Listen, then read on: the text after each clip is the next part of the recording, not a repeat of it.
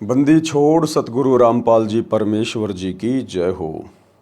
परमपिता परमात्मा सारी सृष्टि के रचनहार कुल मालिक असंख्य ब्रह्मांडों के स्वामी जगत गुरु तीनों लोकों में प्रवेश करके सबका भरण पोषण करने वाले राजाधिराज आत्माधार नाथों के नाथ देवों के देव महादेव सर्वेश्वर महेश्वर मृत्युंजय अजरो अमर आदि अनादि सनातनी प्रभु जगत पिता जगदीश्वर श्री श्री 1008 की उपाधि के वास्तविक अधिकारी अकाल मूरत सौद स्वरूपी राम वासुदेव सर्वगतम ब्रह्म परम पूज्य प्रथम पूज्य परम संत परम पुरुष परम धनी परम दयालु सत्य कबीर हक्का कबीर अल्लाहु कबीर अल्लाहु अकबर बाखबर अल्लाह ताला जगत के तारणहार जगत के मुक्तिदाता जगत के जगन्नाथ हारे के सहारे हिंदुओं के राम मुसलमानों के अल्लाह सिखों के वाहिगुरु ईसाइयों के मसीह दया के सागर दया निधि करुणा के सागर करुणा निधि स्वयंभू परिभू संकट मोचन कष्ट हरण मंगल करण दुख भंजन अविगत कबीर निर्विकार निर्विषम परमात्मा अलय अलेख सतगुरु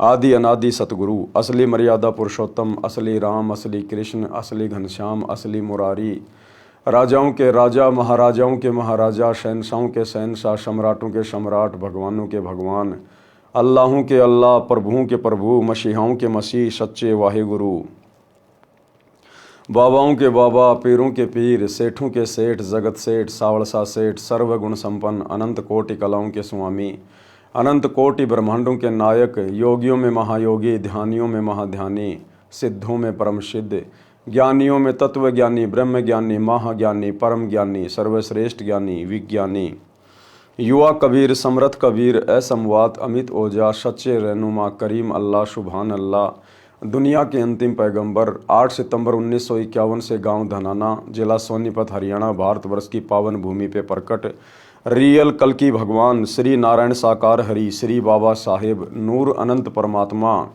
संत शिरोमणि सतगुरु रामपाल जी परमेश्वर जी के चरण कमल में साध संगति से जुड़े हुए देश विदेश से आप और हम सभी सत्सेवक भाई बहनों का अनंत कोटि दंडवत प्रणाम। सत्साई भाई और बहनों, दया परम पिता परमेश्वर जी की सारी सृष्टि के सृजनहार सतगुरु रामपाल जी भगवान की जिनके शुभ आशीर्वाद से विशेष आशीर्वाद से उन्हीं के कर कमल से लिखित पवित्र पुस्तक जीने की राह के ऊपर वीडियो बनाने की श्रृंखला जारी है। इसी श्रृंखला में आज हमारा ये 22वें नंबर का वीडियो है। प्रत्येक वीडियो में गुरुदेव भगवान के आशीर्वाद से भक्ति मार्ग से संबंधित हमें बहुत सारी नई नई बातें पता चल रही हैं, जो बातें हमारे आत्मविश्वास को हमारी दृढ़ता को और अधिक भक्ति मार्ग पर प्रगाढ़ कर रही हैं। तो भाई और बहनों, पिछले वीडियो में गुरुदेव भगवान ने हमें अपने कर कमल से इस पुस्तक में लिखकर बताया कि एक योग्य भगत का सुयोग्य भगत का नेक भगत का कैसा स्वभाव होना चाहिए, क्या उसके अंदर गुण होने चाहिए, क्या क्या लक्षण होने चाहिए, कितना मृत्युभाषी होना चाहिए, कैसे जीवित ही मर जाना चाहिए यदि मोक्ष प्राप्त करना चाहता है। तो हमें बहुत कुछ समझने और सीखने को मिला है। आज के वीडियो में गुरुदेव भगवान हमें समझा रहे हैं कि एक नेक भगत का व्यवहार कैसा होना चाहिए, ताकि उसके व्यवहार से प्रभावित होकर दुनिया उसके गुरुदेव से जुड़े, अपनी आत्मा का कल्याण करवाए और भगत भी एक अच्छे भगत की भूमिका करके अपने गुरुदेव के चरणों में अपनी जगह बनाए। तो चलिए आज के वीडियो में हम देखते हैं पूज्य गुरुदेव जी के कर कमल से लिखित पवित्र पुस्तक जीने की राह, वीडियो नंबर 22 पेज नंबर 167। भगत व्यवहार कैसा हो, यानी भगत का आचरण भगत का व्यवहार कैसा होना चाहिए। निज धन के भागी जेते सगे बंधु परिवार जैसा जाको भाग है दीजिए धर्म संभार। आप भगत हैं, परिवार के मुखिया हैं, आपके जितने भी बेटा बेटी हैं और कानूनी तौर पर जिस जिसके हिस्से में जितनी संपत्ति आती है, यदि आपके बेटे संपत्ति का बंटवारा चाहते हैं तो आपने उन सबको बराबर का हक देना चाहिए। यदि आपकी बेटियां भी संपत्ति में हक चाहती हैं तो कानूनन आपने उनको भी उनका हक देना चाहिए। यदि आपकी बहन भी आपकी प्रॉपर्टी में अपने पिता की प्रॉपर्टी में अपना हिस्सा चाहती है तो कानूनन आप उसको भी दीजिएगा। यानी भगत ने संतोष करना चाहिए, सब्र करना चाहिए जो व्यवस्था परमात्मा ने यहाँ बना रखी है, और कानूनन जिन जिन लोगों का संपत्ति में हक होता है, हमने उनका हक मारना नहीं है, लड़ना झगड़ना नहीं है, मनमुटाव नहीं करना है, बैर भाव नहीं रखना है। अगर बेटी हक लेना चाहती है, प्यार प्रेम से दीजिए। अगर आपकी बहन हक लेना चाहती है, प्यार प्रेम से दीजिएगा, क्योंकि हमारी सबसे बड़ी प्रॉपर्टी परमात्मा का भक्ति धन है। गुरुदेव के चरण, उनकी शरण, ये हमारी सबसे बड़ी प्रॉपर्टी है। ये तो नकली प्रॉपर्टी है, ये ना किसी की हुई ना किसी की होगी। गुरुदेव कहते हैं 1 एकड़ जमीन का टुकड़ा, और लाखों लोग रजिस्ट्रियां करवा करवा के मर गए, लेकिन वो जमीन यहीं पड़ी हुई है। तो ये भी परमात्मा की दया से भगत की परीक्षा होती है। यदि आपकी संपत्ति में आपकी बहन हिस्सा मांग रही है, आपकी बेटियां हिस्सा मांग रही हैं, तो परमात्मा भगत की परीक्षा लेता है कि मेरा भगत कहीं दुखी तो नहीं हो रहा है, कि बेटी को तो मैंने पढ़ाया लिखाया, नौकरी लगाई, या फिर उसकी मैंने शादी कर दी, इतना खर्चा कर दिया पहले, अब बेटी भी अपना हक मांग रही है। अरे बहन जिसकी कब की शादी हो चुकी है, उसके मन में भी लोभ आ गया, लालच आ गया, वो भी हिस्सा मांग रही है। कानूनन यदि उसका हिस्सा है, वो चाहे 10 साल बाद में मांगे। भगत का दायित्व है, कर्तव्य है कि अपने गुरुदेव पर विश्वास करके जितना उनका हिस्सा है उनको अवश्य प्रदान करे। ये भी हमारी परीक्षा होगी। परमात्मा देखेगा कि इस भगत ने अभी तक इस काल की नकली संपत्ति का मोह त्यागा है या नहीं त्यागा है। तो ये हमारी परीक्षा होती है। और वैसे भी कानूनन जिसका अधिकार है, भगत ने मारना नहीं चाहिए, वरना परमात्मा का दोषी बनेगा।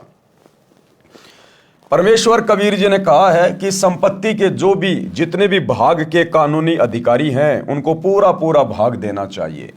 अपने धर्म कर्म को ध्यान में रखकर, यानी भगत को चाहिए कि जिसका जितना हिस्सा बनता है, परमात्मा से डरकर पूरा पूरा बांट दे। 1 इंच जमीन की भी गफलत ना करे भगत। इतनी भी धोखाधड़ी अगर कर दी तो अंतर्यामी गुरुदेव से छुपा नहीं पाओगे। मन में भी कोई दोष नहीं रखना है, क्योंकि हमने तो यहां से पीछा छुटवाना है, सतलोक में जाना है। इसलिए जिसका जितना कानूनी हिस्सा बनता है, भगत ने बिल्कुल न्याय करना है। धर्म बोध पृष्ठ 184 का सारांश।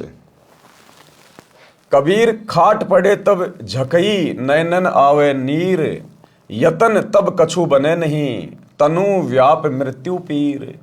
भावार्थ, बूढ़ा होकर या रोगी होकर जब मानव चारपाई पर पड़ा होता है और आंखों में आंसू बह रहे होते हैं, उस समय कोई बचाव नहीं हो सकता। मृत्यु के समय होने वाली पीड़ा हो रही होती है। कहते हैं कि जो भक्ति नहीं करते, उनका अंत समय महाकष्टदायक होता है। उसके प्राण सरलता से नहीं निकलते। उसको इतनी पीड़ा होती है जैसे 1,00,000 बिच्छुओं ने डंक लगा दिया हो। क्या कह रहे हैं गुरुदेव भगवान? अंतर्यामी परमात्मा, सारे विधि विधान से परिचित परमात्मा।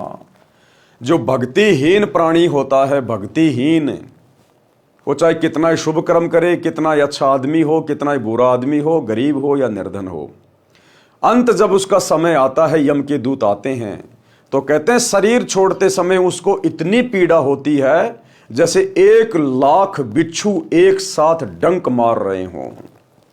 इतनी पीड़ा होती है मृत्यु के समय में भक्तिहीन प्राणी की।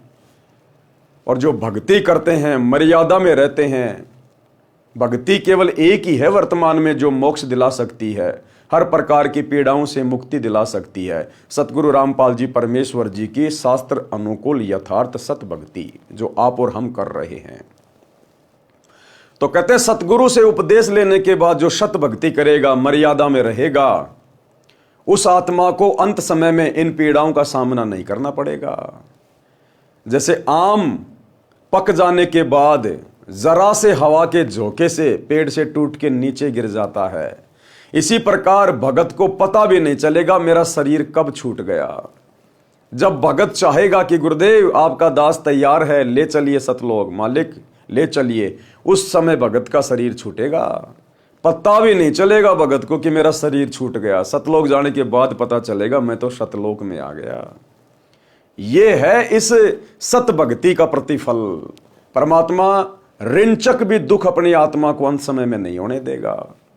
इसलिए हम भक्तों ने परमात्मा की प्रत्येक आज्ञा में रहते हुए और एक नेक व्यक्ति वाला आचरण करते हुए यहाँ अपना जीवन यापन करना है। किसी की संपत्ति में से हमने कोई भाग नहीं रखना है, बिल्कुल भी। और यदि आप उपदेशी हैं, आपकी शादी हो चुकी है, आप एक बेटी हैं या किसी की बहन हैं, तो आपने अपने पिता की संपत्ति में से किसी भी प्रकार से कोई अधिकार नहीं लेना है, क्योंकि आपके पिता ने अपनी जिम्मेदारी पूरी कर दी, आपकी रमेणी कर दी या आपकी शादी कर दी, आप अपने ससुराल में आ गई हैं। और यदि आपने उपदेश ले लिया है तो आपका भाई या आपका पिता चाहे अपने बच्चों को किसी प्रकार से संपत्ति बांट रहा है, उन बहनों ने बीच में जाके दखल नहीं देना चाहिए। उन बेटियों ने जाकर, जो उपदेशी हैं, उन्होंने अपने पिता से संपत्ति नहीं मांगनी चाहिए। हमने एक नेक और अच्छी आत्मा का किरदार निभाना है। हमने पिता की संपत्ति में अधिकार नहीं चाहिए। यदि आप बेटी हैं तो, यदि आप बहन हैं तो आपने अपने भाई की संपत्ति में अधिकार नहीं मांगना चाहिए। हालांकि आपका कानून अधिकार है, लेकिन इस प्रकार के अधिकार ज्यादातर वो माता बहनें मांगती हैं जिनकी नीयत खराब होती है, जिसका पति, जिसका ससुर उसको उस संपत्ति में हिस्से के लिए उकसाता है। वो लोभी लालची व्यक्ति उसके कर्म फुड़वाते हैं। तो ऐसी गंदी नीयत की माता बहनें ही अक्सर अपने भाई की संपत्ति में या अपने पिता की संपत्ति में हिस्सा मांगती हैं। यदि आप उपदेशी हैं, सतगुरु रामपाल जी की शिष्या हैं, तो आप माता बहनों ने यह गलती भूलकर भी नहीं करनी है। कहते हैं जो भक्ति नहीं करते उनका अंत समय इतना महाकष्टदायक होता है, उनके प्राण सरलता से नहीं निकलते। उसको इतनी पीड़ा होती है जैसे 1,00,000 बिच्छू ने डंक लगा दिया हो। उस समय यम के दूत उसका गला बंद कर देते हैं। व्यक्ति न बोल सकता है, न पूरा श्वास ले पाता है, केवल आंखों से आंसू निकल रहे होते हैं। परिवार वालों को नहीं पता, परिवार वाले सोच रहे हैं तो शांति से पड़ा हुआ है, आराम से प्राण निकल गए। कहते हैं ना कि उसके तो बैठे बैठे के आराम से प्राण निकल गए। आराम से नहीं निकले, उसका शरीर यम के दूतों ने निष्क्रिय कर दिया। अंदर ही अंदर वो कितना रो रहा है, चिल्ला रहा है, उसकी श्वासें घुट रही है, दम घुट रहा है, वो पीड़ाओं को सहन कर रहा है। केवल आंखों से आंसू निकल रहे होते हैं। इसलिए भक्ति तथा शुभ कर्म जो ऊपर बताए हैं मानव को अवश्य करने चाहिए। और ये भक्ति तथा शुभ कर्म भाई सतगुरु रामपाल जी के शरण में आके ही हो सकते हैं। कबीर देखे जब यमदूतन को इत उत जीव लुकाए, महाभयंकर भेष लखी भयभीत हो जाए। अंत समय में भक्तिहीन प्राणी जो भक्ति नहीं करते, यम के दूतों को देखकर इधर उधर भागने का, छुपने का प्रयास करते हैं, लेकिन वो महाभयंकर शरीरों वाले, महाभयंकर वेशभूषा वाले, ऊपर भालू का मुंह है, लंबे लंबे दांत हैं, सींग हैं, नीचे शरीर इंसान के जैसा है, किसी का भेड़िए जैसा मुंह है, लंबे लंबे दांत हैं, उनके हाथों में भयंकर भयंकर हथियार हैं। कहते हैं उनको देख के फिर जीव बुरी तरह से भयभीत हो जाता है। यम के दूतों का भयंकर रूप होता है। मृत्यु के समय यमदूत उसी धर्म व भक्तिहीन व्यक्ति को ही दिखाई देते हैं। उसको देखकर भय के मारे वह प्राणी शरीर में ही इधर उधर छुपने की कोशिश करता है। कबीर भक्ति दान किया नहीं, अब रह काश की ओट, और मार पीट प्राण निकाल ही जम तोड़ेंगे होठ। कि समय रहते तो सतगुरु की भक्ति नहीं करी, गुरुदेव भगवान से दीक्षा नहीं ली, और अंत समय में जब यम के दूत तेरे मुखदर मारेंगे, तेरे होठ फोड़ेंगे, तुझे भयंकर पीड़ा देकर, तेरा श्वास रोककर तेरे प्राण निकालेंगे, अब उस समय क्या करेगा फिर तू। भावार्थ, ना गुरु किया, ना भक्ति और न दान धर्म किया, अब किसकी ओट में बचेगा। यम के दूत मारपीट करके प्राण निकालेंगे और बिना बेचारे चोट मारेंगे, जहां मन में आएगा वहीं मारेंगे। यानी बेरहम होकर पीट पीट कर तेरे होठ फोड़ेंगे। होठ फोड़ना, बेरहमी से पीटना, अर्थात निर्दयता से मारेंगे। उनको कोई दया धर्म की नाम की चीज नहीं है। उनकी ड्यूटी ये है कि जिसने सतगुरु की भक्ति नहीं की, मनुष्य जन्म प्राप्त करके, स्त्री या पुरुष का शरीर प्राप्त करके, जिसने सच्चे सतगुरु की सत भक्ति नहीं की, शास्त्र अनुकूल साधना नहीं की, शुभ धर्म कर्म नहीं किए, उसको इसी प्रकार से मारते पीटते, उसके होठ फोड़ते लाओ। उसके धर्म बोध पृष्ठ 185 186 पर सामान्य ज्ञान है। धर्म बोध पृष्ठ 187 का सारांश है। कबीर मान अपमान सम कर जाने, चाहे हमारी कोई इज्जत करे चाहे हमारी कोई बेइज्जती करे। यदि कोई नेक भगत होगा तो इज्जत प्राप्त करके उसके अंदर मान बढ़ाई नहीं आएगी, उसका सीना चौड़ा नहीं होगा, गर्व नहीं होगा। और यदि कोई अपमान करेगा तो उसको कोई दुख नहीं होगा किसी प्रकार का, क्योंकि उसको ज्ञान है कि भक्ति मार्ग में यदि तू किसी के सम्मान करने से खुश हो गया तो भी तेरे लिए नुकसानदायक है, और यदि तू अपनी बेइज्जती समझ के दुखी हो रहा है तो भी तुझे ज्ञान नहीं है, तो भी तू परमात्मा की नजरों में अभी कच्चा भगत है। तो कहते हैं कबीर मान अपमान सम कर जाने, और तजे जगत की आश, चार रहित संशय रहित हर्ष शोक नहीं ताश। भावार्थ, भगत को चाहे कोई अपमानित करे उस ओर ध्यान ना दे, उसकी बुद्धि पर रहम करे, और जो सम्मान करता है उस पर भी ध्यान ना दे। यानी किसी के सम्मानवश होकर अपना धर्म खराब ना करे, हानि लाभ को परमात्मा की देन मानकर संतोष करे। कबीर मार्ग चले अधोगति, चार हाथ माई देख, पर तिरिया पर धन ना चाहे, समझ धर्म के लेख। कि जो नेक भगत होगा, सच्चा भगत होगा, सतगुरु का भगत होगा, वो यदि रास्ते रास्ते जा रहा है तो उसकी नजर केवल कितनी होगी? चार हाथ तक की उसकी नजर होगी। यानी 6-7 फुट ही देखेगा वो सामने। 6-7 फुट देखकर चलने का मतलब है सामने से कोई माता बहन आ रही है तो उसकी तरफ नहीं देखेगा, उसके चेहरे की तरफ नहीं देखेगा। वो अपनी नजरें सीधी करके चलेगा, अपने रास्ते चलेगा नीची गर्दन करके। सामने वाली को महसूस भी नहीं होने देगा कि इसके मन में कोई दोष है क्या। इस प्रकार से भगत ने अपनी रहनी करनी को ठीक करके चलना होता है। भगत मार्ग पर चलते समय नीचे देखकर चले, यानी अपनी आंखों को, अपनी नजरों को, अपनी दृष्टि को बकवादों से दूर रखे। एक सभ्य इंसान की तरह, एक सभ्य नागरिक की तरह उसने व्यवहार करना चाहिए। भगत मार्ग पर चलते समय नीचे देखकर चले। भगत की दृष्टि चलते समय 4 हाथ यानी 6 फुट दूर सामने रहनी चाहिए। धर्म कर्म के ज्ञान का विचार करके पर स्त्री तथा पर धन को देखकर दोष दृष्टि ना डाले। हम जा रहे हैं रास्ते रास्ते, किसी की बढ़िया कोठी आ गई, हमने बार बार नहीं देखना उसको।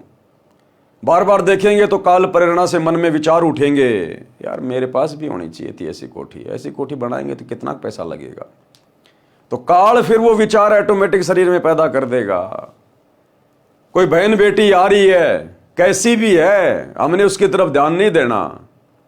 अपना ध्यान परमात्मा के सुमरण में होना चाहिए, गुरुदेव के चिंतन मनन में होना चाहिए, भक्ति भाव में होना चाहिए। और हमने दोष दृष्टि से किसी बहन की तरफ नहीं देखना है, सामने वाले की चेहरे की तरफ नहीं देखना हमने, क्योंकि ये काल का षड्यंत्र है। हम देखेंगे तो मन में कहीं ना कहीं थोड़ा बहुत दोष ये जरूर पैदा करेगा। तो इसलिए गुरुदेव कहते हैं नीची गर्दन करके चलो। अब ये हर जगह बात फिट नहीं होती है। बहुत सारे भगत भाई बहन अपनी गाड़ी चलाते हैं, ड्राइविंग करते हैं, बाइक चला रहे हैं, कार चला रहे हैं, तो उनके लिए नहीं कहा परमात्मा ने कि 6 फुट ही देख के चलो। नहीं, वो 6 फुट देखेगा वो तो एक्सीडेंट हो जाएगा। परमात्मा ने कहा कि बकवाद की दृष्टि से नहीं देखना, भगत ने मन में दोष की दृष्टि से नहीं देखना। बाकी आप गाड़ी चला रहे हो, आपको तो 100 मीटर आगे देखना पड़ेगा, तो उसके लिए नहीं कहा गुरुदेव ने। यानी जब भी आप किसी माँ बहन की तरफ देखो, किसी पराये की संपत्ति की तरफ देखो, धन की तरफ देखो, तो आपके मन में बकवाद नहीं आनी चाहिए, आपकी नजरें बिल्कुल नीची होनी चाहिए। हम आराम से चल रहे हैं, हमने 100 मीटर देखने की जरूरत नहीं है। आराम से चलने वाला व्यक्ति आराम से 5, 6, 7, 8 फुट की दूरी तक देख के अपना काम आराम से चला सकता है। जो गाड़ी चला रहा है उसको तो भैया लंबा देखना पड़ेगा। तो इसलिए गुरुदेव के कहने का मतलब है हमने कुदृष्टि से, गंदी नजर से किसी के तरफ ध्यान नहीं देना है। कबीर पात्र कुपात्र विचार कर भिक्षा दान जो लेत, नीच अकर्मी सोम का दान महादुख देत।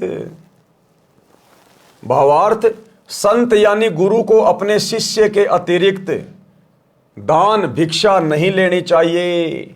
कुकर्मी तथा अधर्मी का धन बहुत दुखी करता है। पता नहीं उसने किस प्रकार से धन कमाया है, कितने पाप किए हैं, कोई कसाई है, कोई शराबी है, कोई मांसाहारी है।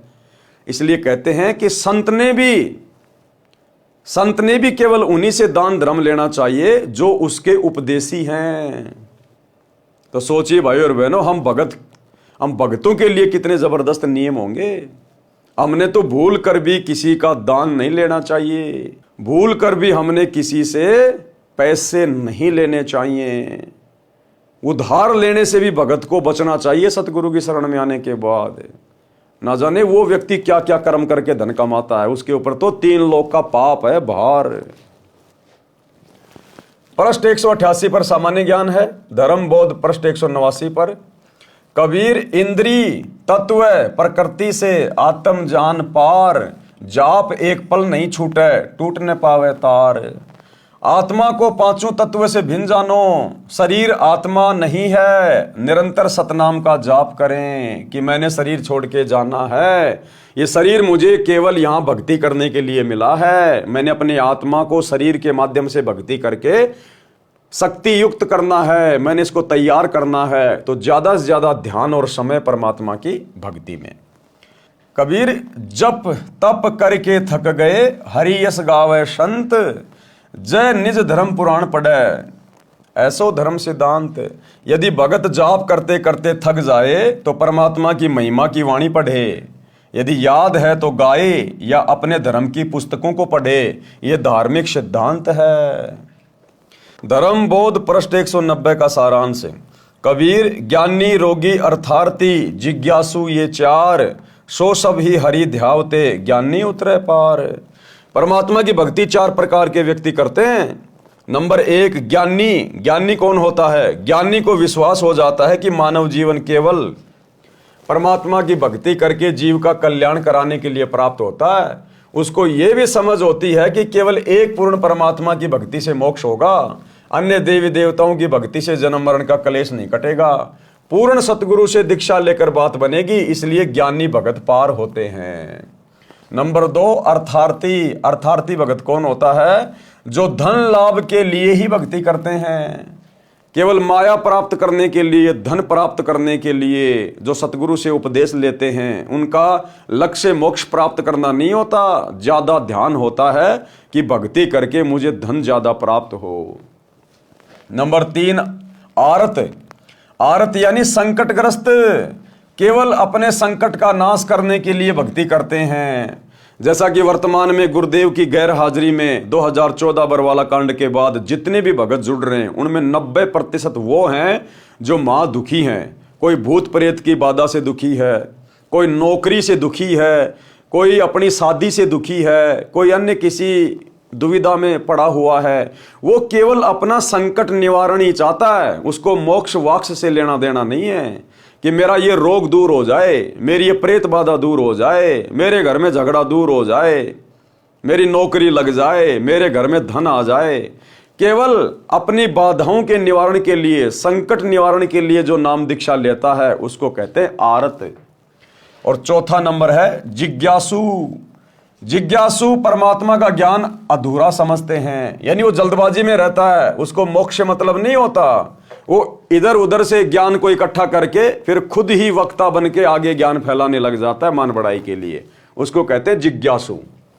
जिज्ञासु परमात्मा का ज्ञान अधूरा समझते हैं और वक्ता बनकर महिमा की भूख में जीवन नाश कर जाते हैं। यही प्रमाण गीता अध्याय 7 श्लोक 16-17 में भी है। धर्म बोध पृष्ठ 191 का सारांश।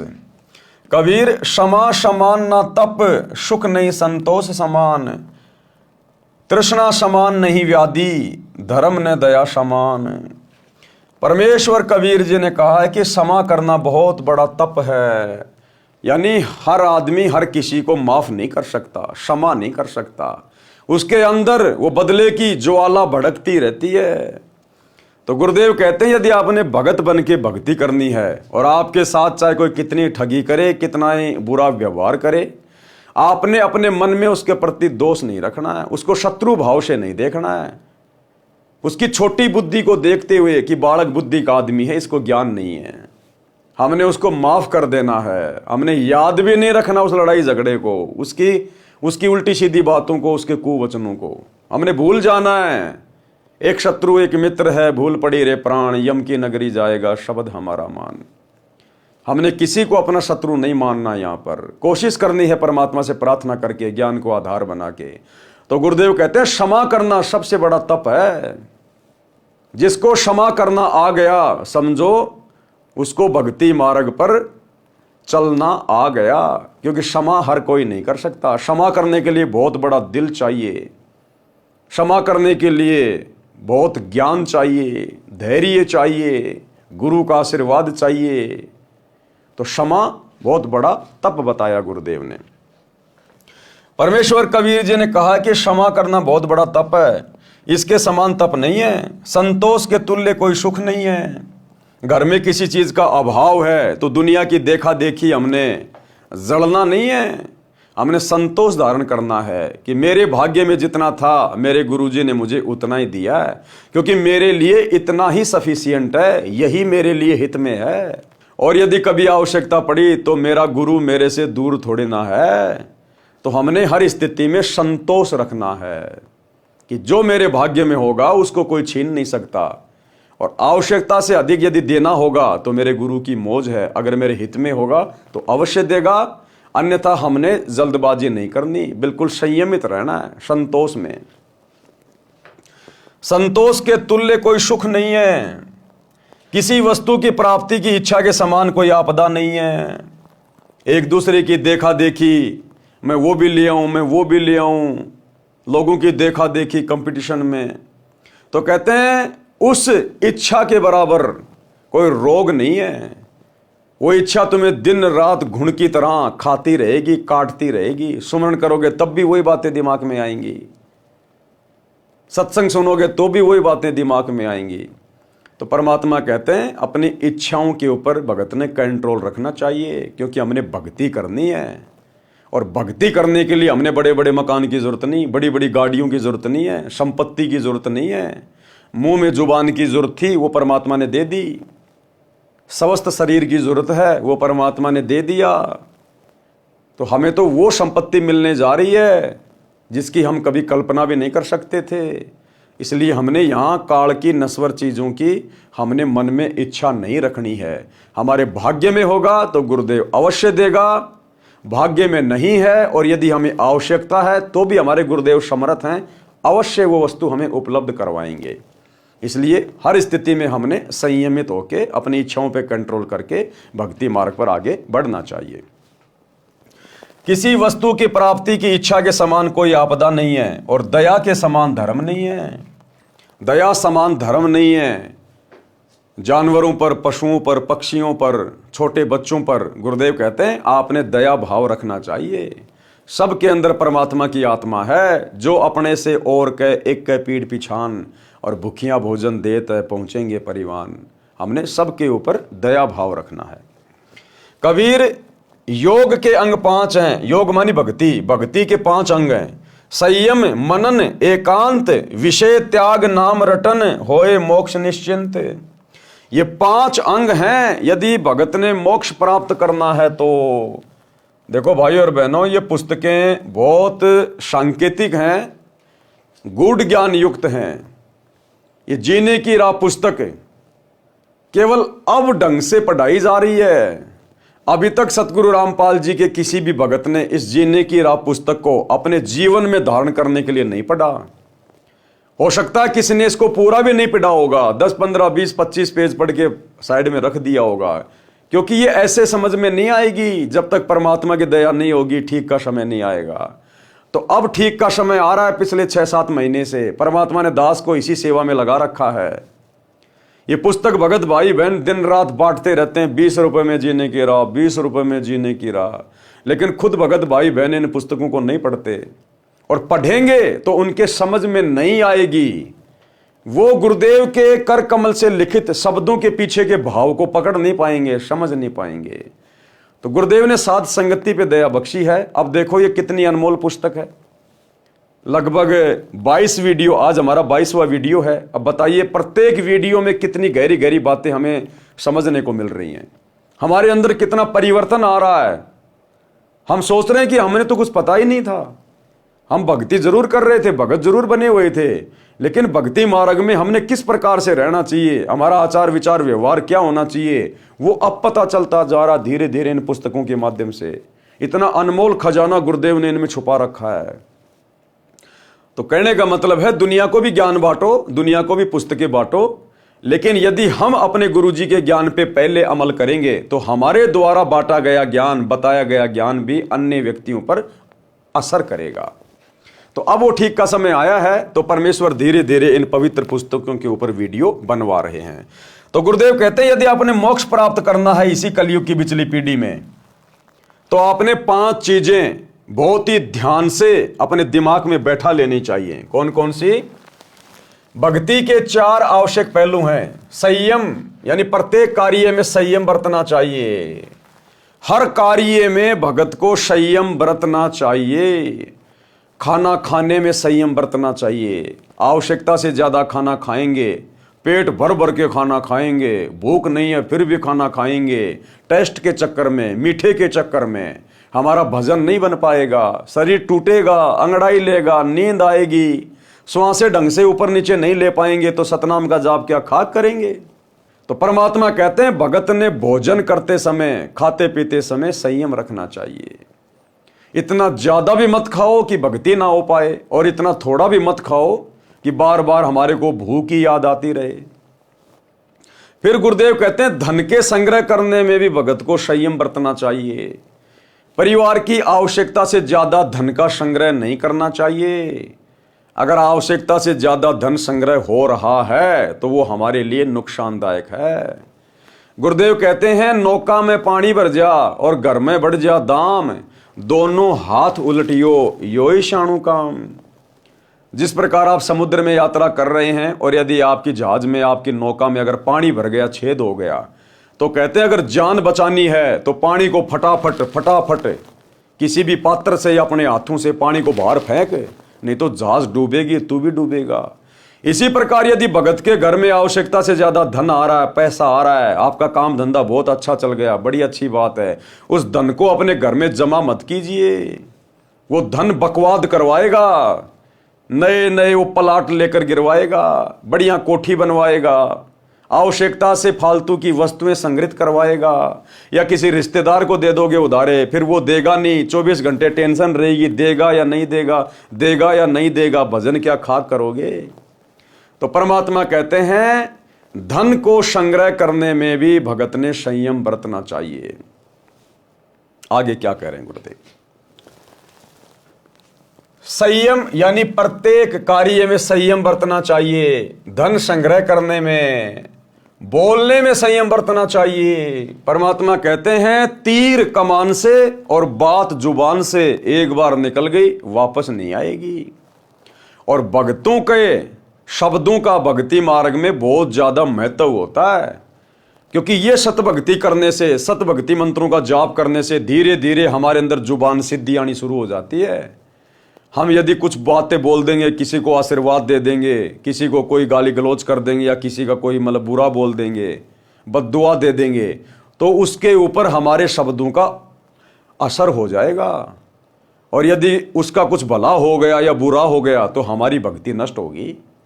तो गुरुदेव कहते हैं भगत ने बोलने में भी संयम रखना चाहिए। संयम, आवश्यकता से ज्यादा नहीं बोलना और कम शब्दों का प्रयोग करना चाहिए बोलते समय, नहीं तो अपना सुमरण करता रहे। तो बोलने में भी संयम, खाने पीने में संयम, विषय भोगों में संयम रखें, यानी भगत को कम बोलना चाहिए। विषय भोगों में भी भगत ने संयम रखना चाहिए। यदि आप शादीशुदा हैं तो केवल अपनी स्त्री तक ही सीमित रहिए, और स्त्री तक भी आपने बहुत ज्यादा सीमित हो जाना है, क्योंकि अब आपको पता चलेगा कि एक तरफ तो हम श्री ब्रह्मा जी का जाप कर रहे हैं उसका ऋण उतारने के लिए, और दूसरी तरफ यदि हम आवश्यकता से ज्यादा विषय भोग में लगे रहेंगे तो ब्रह्मा जी का हमारे ऊपर ऋण चढ़ता रहेगा। इसलिए परमात्मा कहते हैं विषय भोग में भी संयम। और यदि आपको भक्ति मार्ग अच्छे से समझ में आ गया है कि भैया विषय भोग से पूरी तरह दूरी बनाए बिना हम एक सच्चे भगत नहीं बन सकते, गुरुजी हमारे हृदय में नहीं बैठ सकते, मेरा मोक्ष नहीं हो सकता, मैं एक सच्चा भगत नहीं कहला सकता, क्योंकि परमात्मा कहते हैं भग भोग्या भग उपचय, भग से बचा न कोई, और जय कोई भग से बचे भगत कहावे सोई।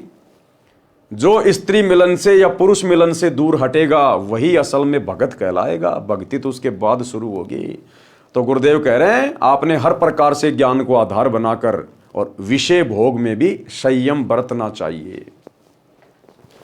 यानी भगत को कम बोलना चाहिए, विषय विकारों का त्याग करना चाहिए।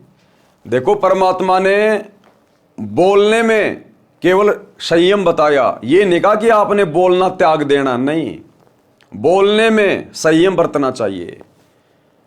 धन के अर्जित करने में संयम रखना चाहिए। गुरुजी ने ये नहीं कहा कि धन कमाना त्याग देना चाहिए, नहीं, संयम रखना चाहिए। भोजन के खाने में संयम बरतना चाहिए, ये नहीं कहा गुरुजी ने कि भोजन को त्याग देना चाहिए। लेकिन जब बात आई विषय विकारों की तो गुरुदेव ये नहीं करे कि संयम रखना चाहिए। गुरुदेव कहते हैं उनको तो त्याग देना चाहिए, क्योंकि कामी क्रोधी लालची इनसे भक्ति ना होए, और भक्ति करे कोई शूरमा जात वर्ण कुल खोए। तो ऊपर जो परमात्मा ने कहा कि विषय भोग में संयम, यह शब्द उन आत्माओं के लिए है जो अभी साथ संगति से नहीं जुड़े हैं, जिनको अभी वास्तव में गुरुदेव की पहचान नहीं हो पाई है, जो इस ज्ञान को अभी हल्के में ले रहे हैं, जिनके संस्कार कमजोर हैं, उनके लिए परमात्मा ने ऊपर वाली लाइन में संयम बरतने के लिए कहा है। और जो साध संगति से जुड़ गए, जिनको पता चल गया कि हमने तो मोक्ष करवाना है, असंख्य जन्म हो गए कुतिया और कुतिया का गेम खेलते हुए, अब की बार तो हमने पूरी तरह से मोक्ष प्राप्त करना है, तो उनके लिए फिर गुरुदेव कह रहे हैं कि विषय विकारों का त्याग कर देना चाहिए। त्याग बिल्कुल जड़ से समाप्त कर दो, चाहे कितना ही सताएं। अगर ज्यादा विषय विकार हमें सताएं तो गुरुदेव ने पिछले वीडियो में उसका तरीका बताया कि या तो अपने गुरुजी का सुमरण शुरू कर दो या सत्संग सुनना शुरू कर दो। परमात्मा का भजन तथा परमात्मा की वाणी प्रवचनों का मनन करना अनिवार्य है। यानी खाली सत्संग सुनने मात्र से, शब्द सुनने मात्र से बात नहीं बनेगी। सत्संग सुनने के बाद फिर हमने 10-15 मिनट तक बैठ के हमने चिंतन करना चाहिए कि गुरुदेव ने सत्संग में क्या बताया, गुरुदेव ने ये बात क्यों बोली, इसके पीछे क्या संकेत है गुरुदेव का। हमने मनन करना चाहिए कि परमात्मा सतलोक से चलकर सतगुरु रूप में धरती पे आकर इतना संघर्ष क्यों कर रहे हैं, दिन रात हमारे लिए सत्संग क्यों कर रहे हैं। उनका तो कोई स्वार्थ भी नहीं है। मुझे मनुष्य जन्म क्यों मिला है, मेरे जीवन का लक्ष्य क्या है। तो गुरुदेव कह रहे हैं सत्संग सुनने के बाद भगत ने चिंतन मनन करना चाहिए, थोड़ा विचार करना चाहिए। खाली सत्संग सुनते सुनते रहने से बात समझ में नहीं आएगी। अगर चिंतन मनन करेंगे तो हम वो वस्तु प्राप्त कर लेंगे जो वस्तु हमें चाहिए। भक्ति में दृढ़ता, जैसे दही है, अगर दही में यदि हम मथेंगे नहीं, दही को यदि हम मथेंगे नहीं तो घी नहीं निकलेगा, घी नहीं निकल पाएगा। इसी प्रकार हमने सत्संगों को चिंतन मनन करके मथना है तो फिर उसमें सार वस्तु निकलेगी, हमारी रुचि भक्ति में बढ़ेगी। ऐसे साधना तथा मर्यादा पालन करने से मोक्ष निश्चित प्राप्त होता है। ये सतगुरु के वचन हैं, साध वचन पलटे नहीं चाहे पलट जाए ब्रह्मांड। जो फॉर्मूले हमें गुरुदेव भगवान बता रहे हैं, यदि हम उन फॉर्मूलों के अनुसार चलेंगे भक्ति मार्ग पर, हमें निश्चित सफलता प्राप्त होगी। ये सतगुरु का वचन है, साध वचन पलटे नहीं चाहे पलट जाए ब्रह्मांड। पूर्ण परमात्मा भगत की आयु भी बढ़ा देता है। ऋग्वेद मंडल 10 सूक्त 161 मंत्र 2 में कहा है कि पूर्ण प्रभु अपने भगत का रोग समाप्त कर देता है। यदि रोगी की आयु शेष नहीं, वह मृत्यु देवता के पास जाने वाला हो, तो भी परमात्मा उसको स्वस्थ करके 100% यानी 100 वर्ष यानी 100 वर्ष तक जीवन दे देता है, उसकी आयु वृद्धि कर देता है। पढ़ें कबीर सागर के अध्याय गरुड़ बोध से प्रमाण। अब देखो कितनी बड़ी बात कह दी गुरुदेव ने, और इसका प्रमाण भी दे दिया गुरुदेव ने कि ऋग्वेद मंडल में कहां लिखा हुआ है कि पूर्ण परमात्मा भगत की आयु बढ़ा देता है। और गुरुदेव ने हजारों की संख्या में भगत भाई बहनों की आयु बढ़ाई हुई है। अब देखो भाई बहनों, यहां ना कोई हॉस्पिटल का जिक्र है, ना कोई डॉक्टर का जिक्र है, ना कोई दवाई का जिक्र है, ना कोई मशीनों का जिक्र है, ना कोई हॉस्पिटल का जिक्र है। साफ साफ लिखा है कि पूर्ण परमात्मा जब धरती पर सतगुरु रूप में आता है और जो उसकी शरण में आ जाता है, तो वो परमात्मा अपने साधक की, विधिवत साधक कौन होता है? जो प्रत्येक मर्यादा में रह के, गुरु की आज्ञा में रह के जो भक्ति करता है, उस विधिवत साधक की आयु भी बढ़ा देता है। अगर उसके भाग्य में मृत्यु है तो उसकी आयु भी बढ़ा देता है। अब ये आयु हॉस्पिटल नहीं बढ़ा सकती, दुनिया का कोई डॉक्टर नहीं बढ़ा सकता।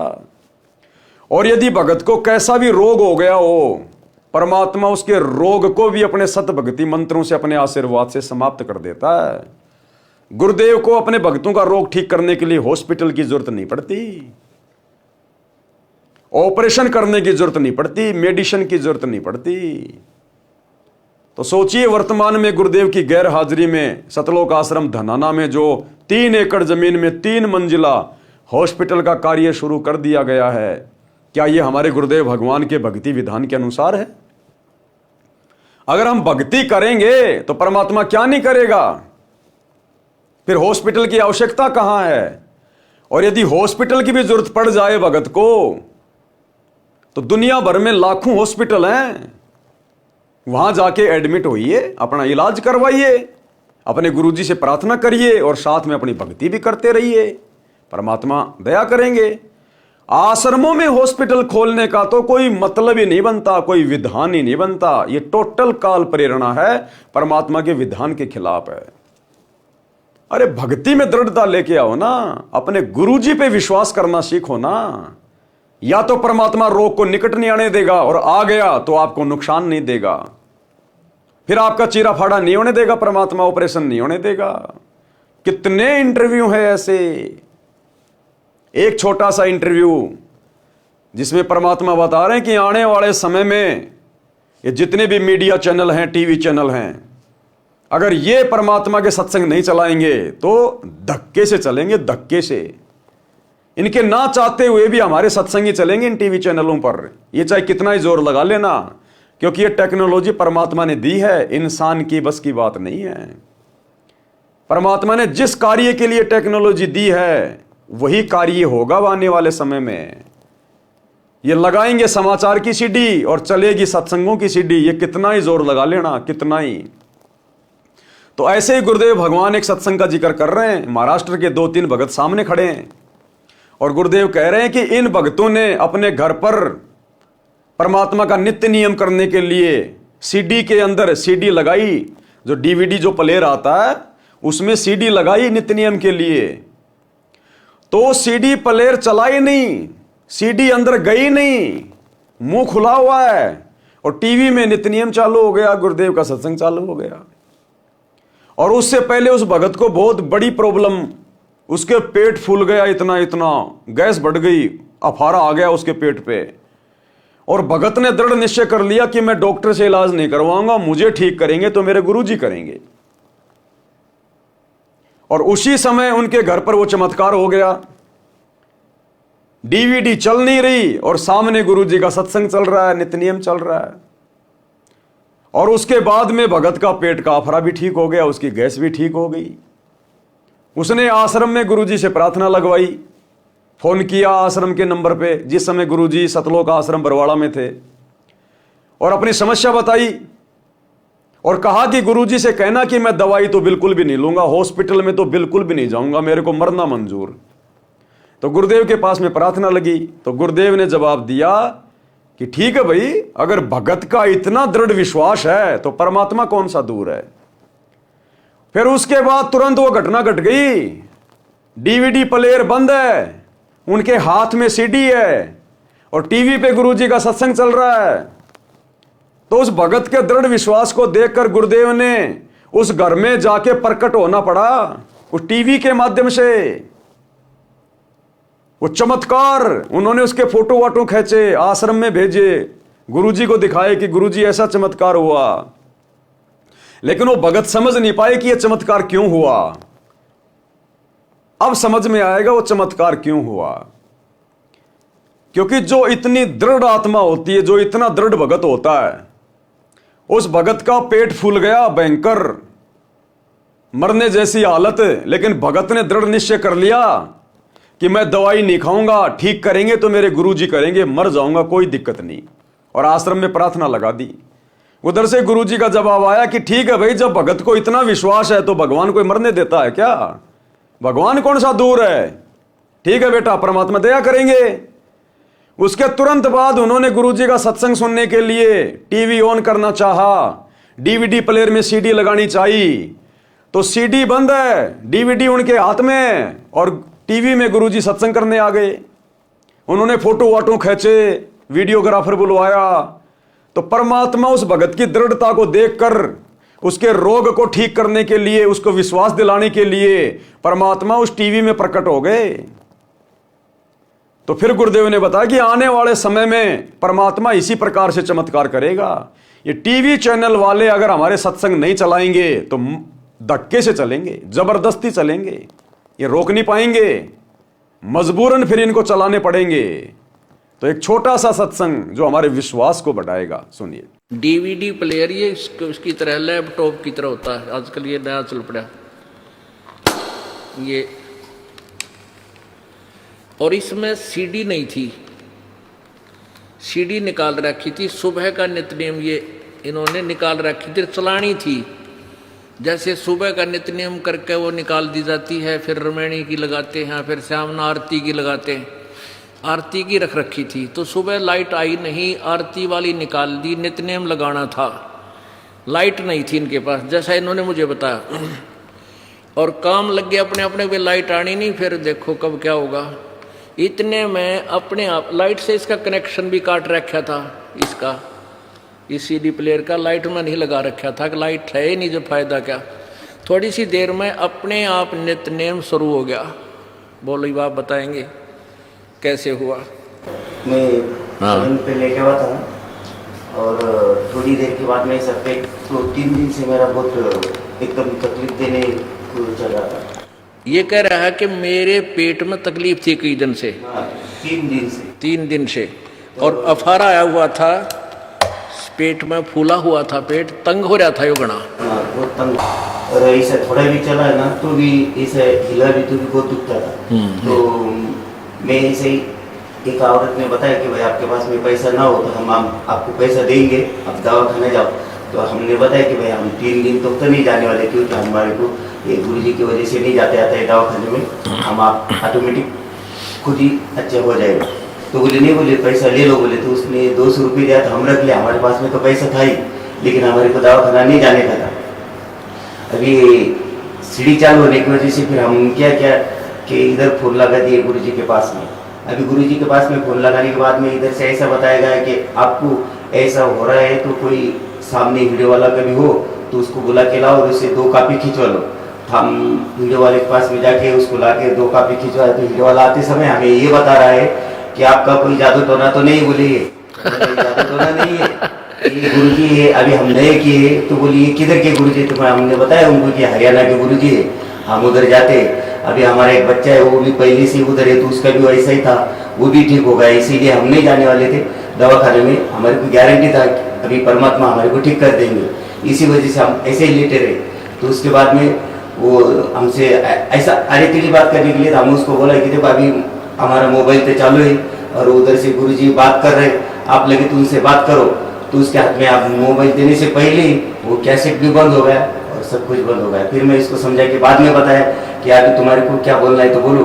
तुम कॉपी खिंचवाने के बाद पहले ही अगर से पूछते तो अगर ये बंद हो जाता हम आपको कुछ कह नहीं पाते, बोलो क्या बोलने का है। तो परमात्मा को पाने का तरीका ऐसा है, आप श्रद्धा निष्ठा अगर से भाव से परमात्मा का ध्यान रखोगे तो हर भक्त के सामने परमात्मा हर समय खड़े होते हैं, लेकिन आपको परमात्मा का जो है रूप पहचान नहीं जा पा सकते। अभी परमात्मा आपके पास में हर टाइम आके जा सकते हैं, यह भी हमारे को गारंटी हुआ है। बोलो सतगुरु। किसी के ऊपर भरोसा ये नहीं रखने का हमारे ये होता नहीं है, लेकिन आप परमात्मा को अगर से पहचान सको तो हर इंसान ऐसा ही होगा और इसको कभी ये दिक्कतें आने वाली नहीं है और इसकी हर मुसीबतें हर समय परमात्मा दूर करते रहेंगे, यह हमें गारंटी हुआ है। बोलो सतगुरुदेव सत साहिब। इसका कहने का भाव ये है, इसके पेट में तकलीफ थी, कई दिन से चल रहा था और औषधि ये नहीं लेना चाहता था कि वे गुरुजी ठीक करेंगे। इन्हें फ़ोन किया था, अब भक्तों से यहाँ संपर्क हुआ तो पूछ लेते हैं भी ऐसे ऐसे उनको तकलीफ़ है कि वो कह रहा है दवाई तो मैं लूँगा नहीं, गुरुजी ना ब्योंत है गो दवाई लेने का। तो हम कह देते हैं भाई विश्वास रख भगवान पर, जब इतना विश्वास है तो प्रभु कौन सा दूर है।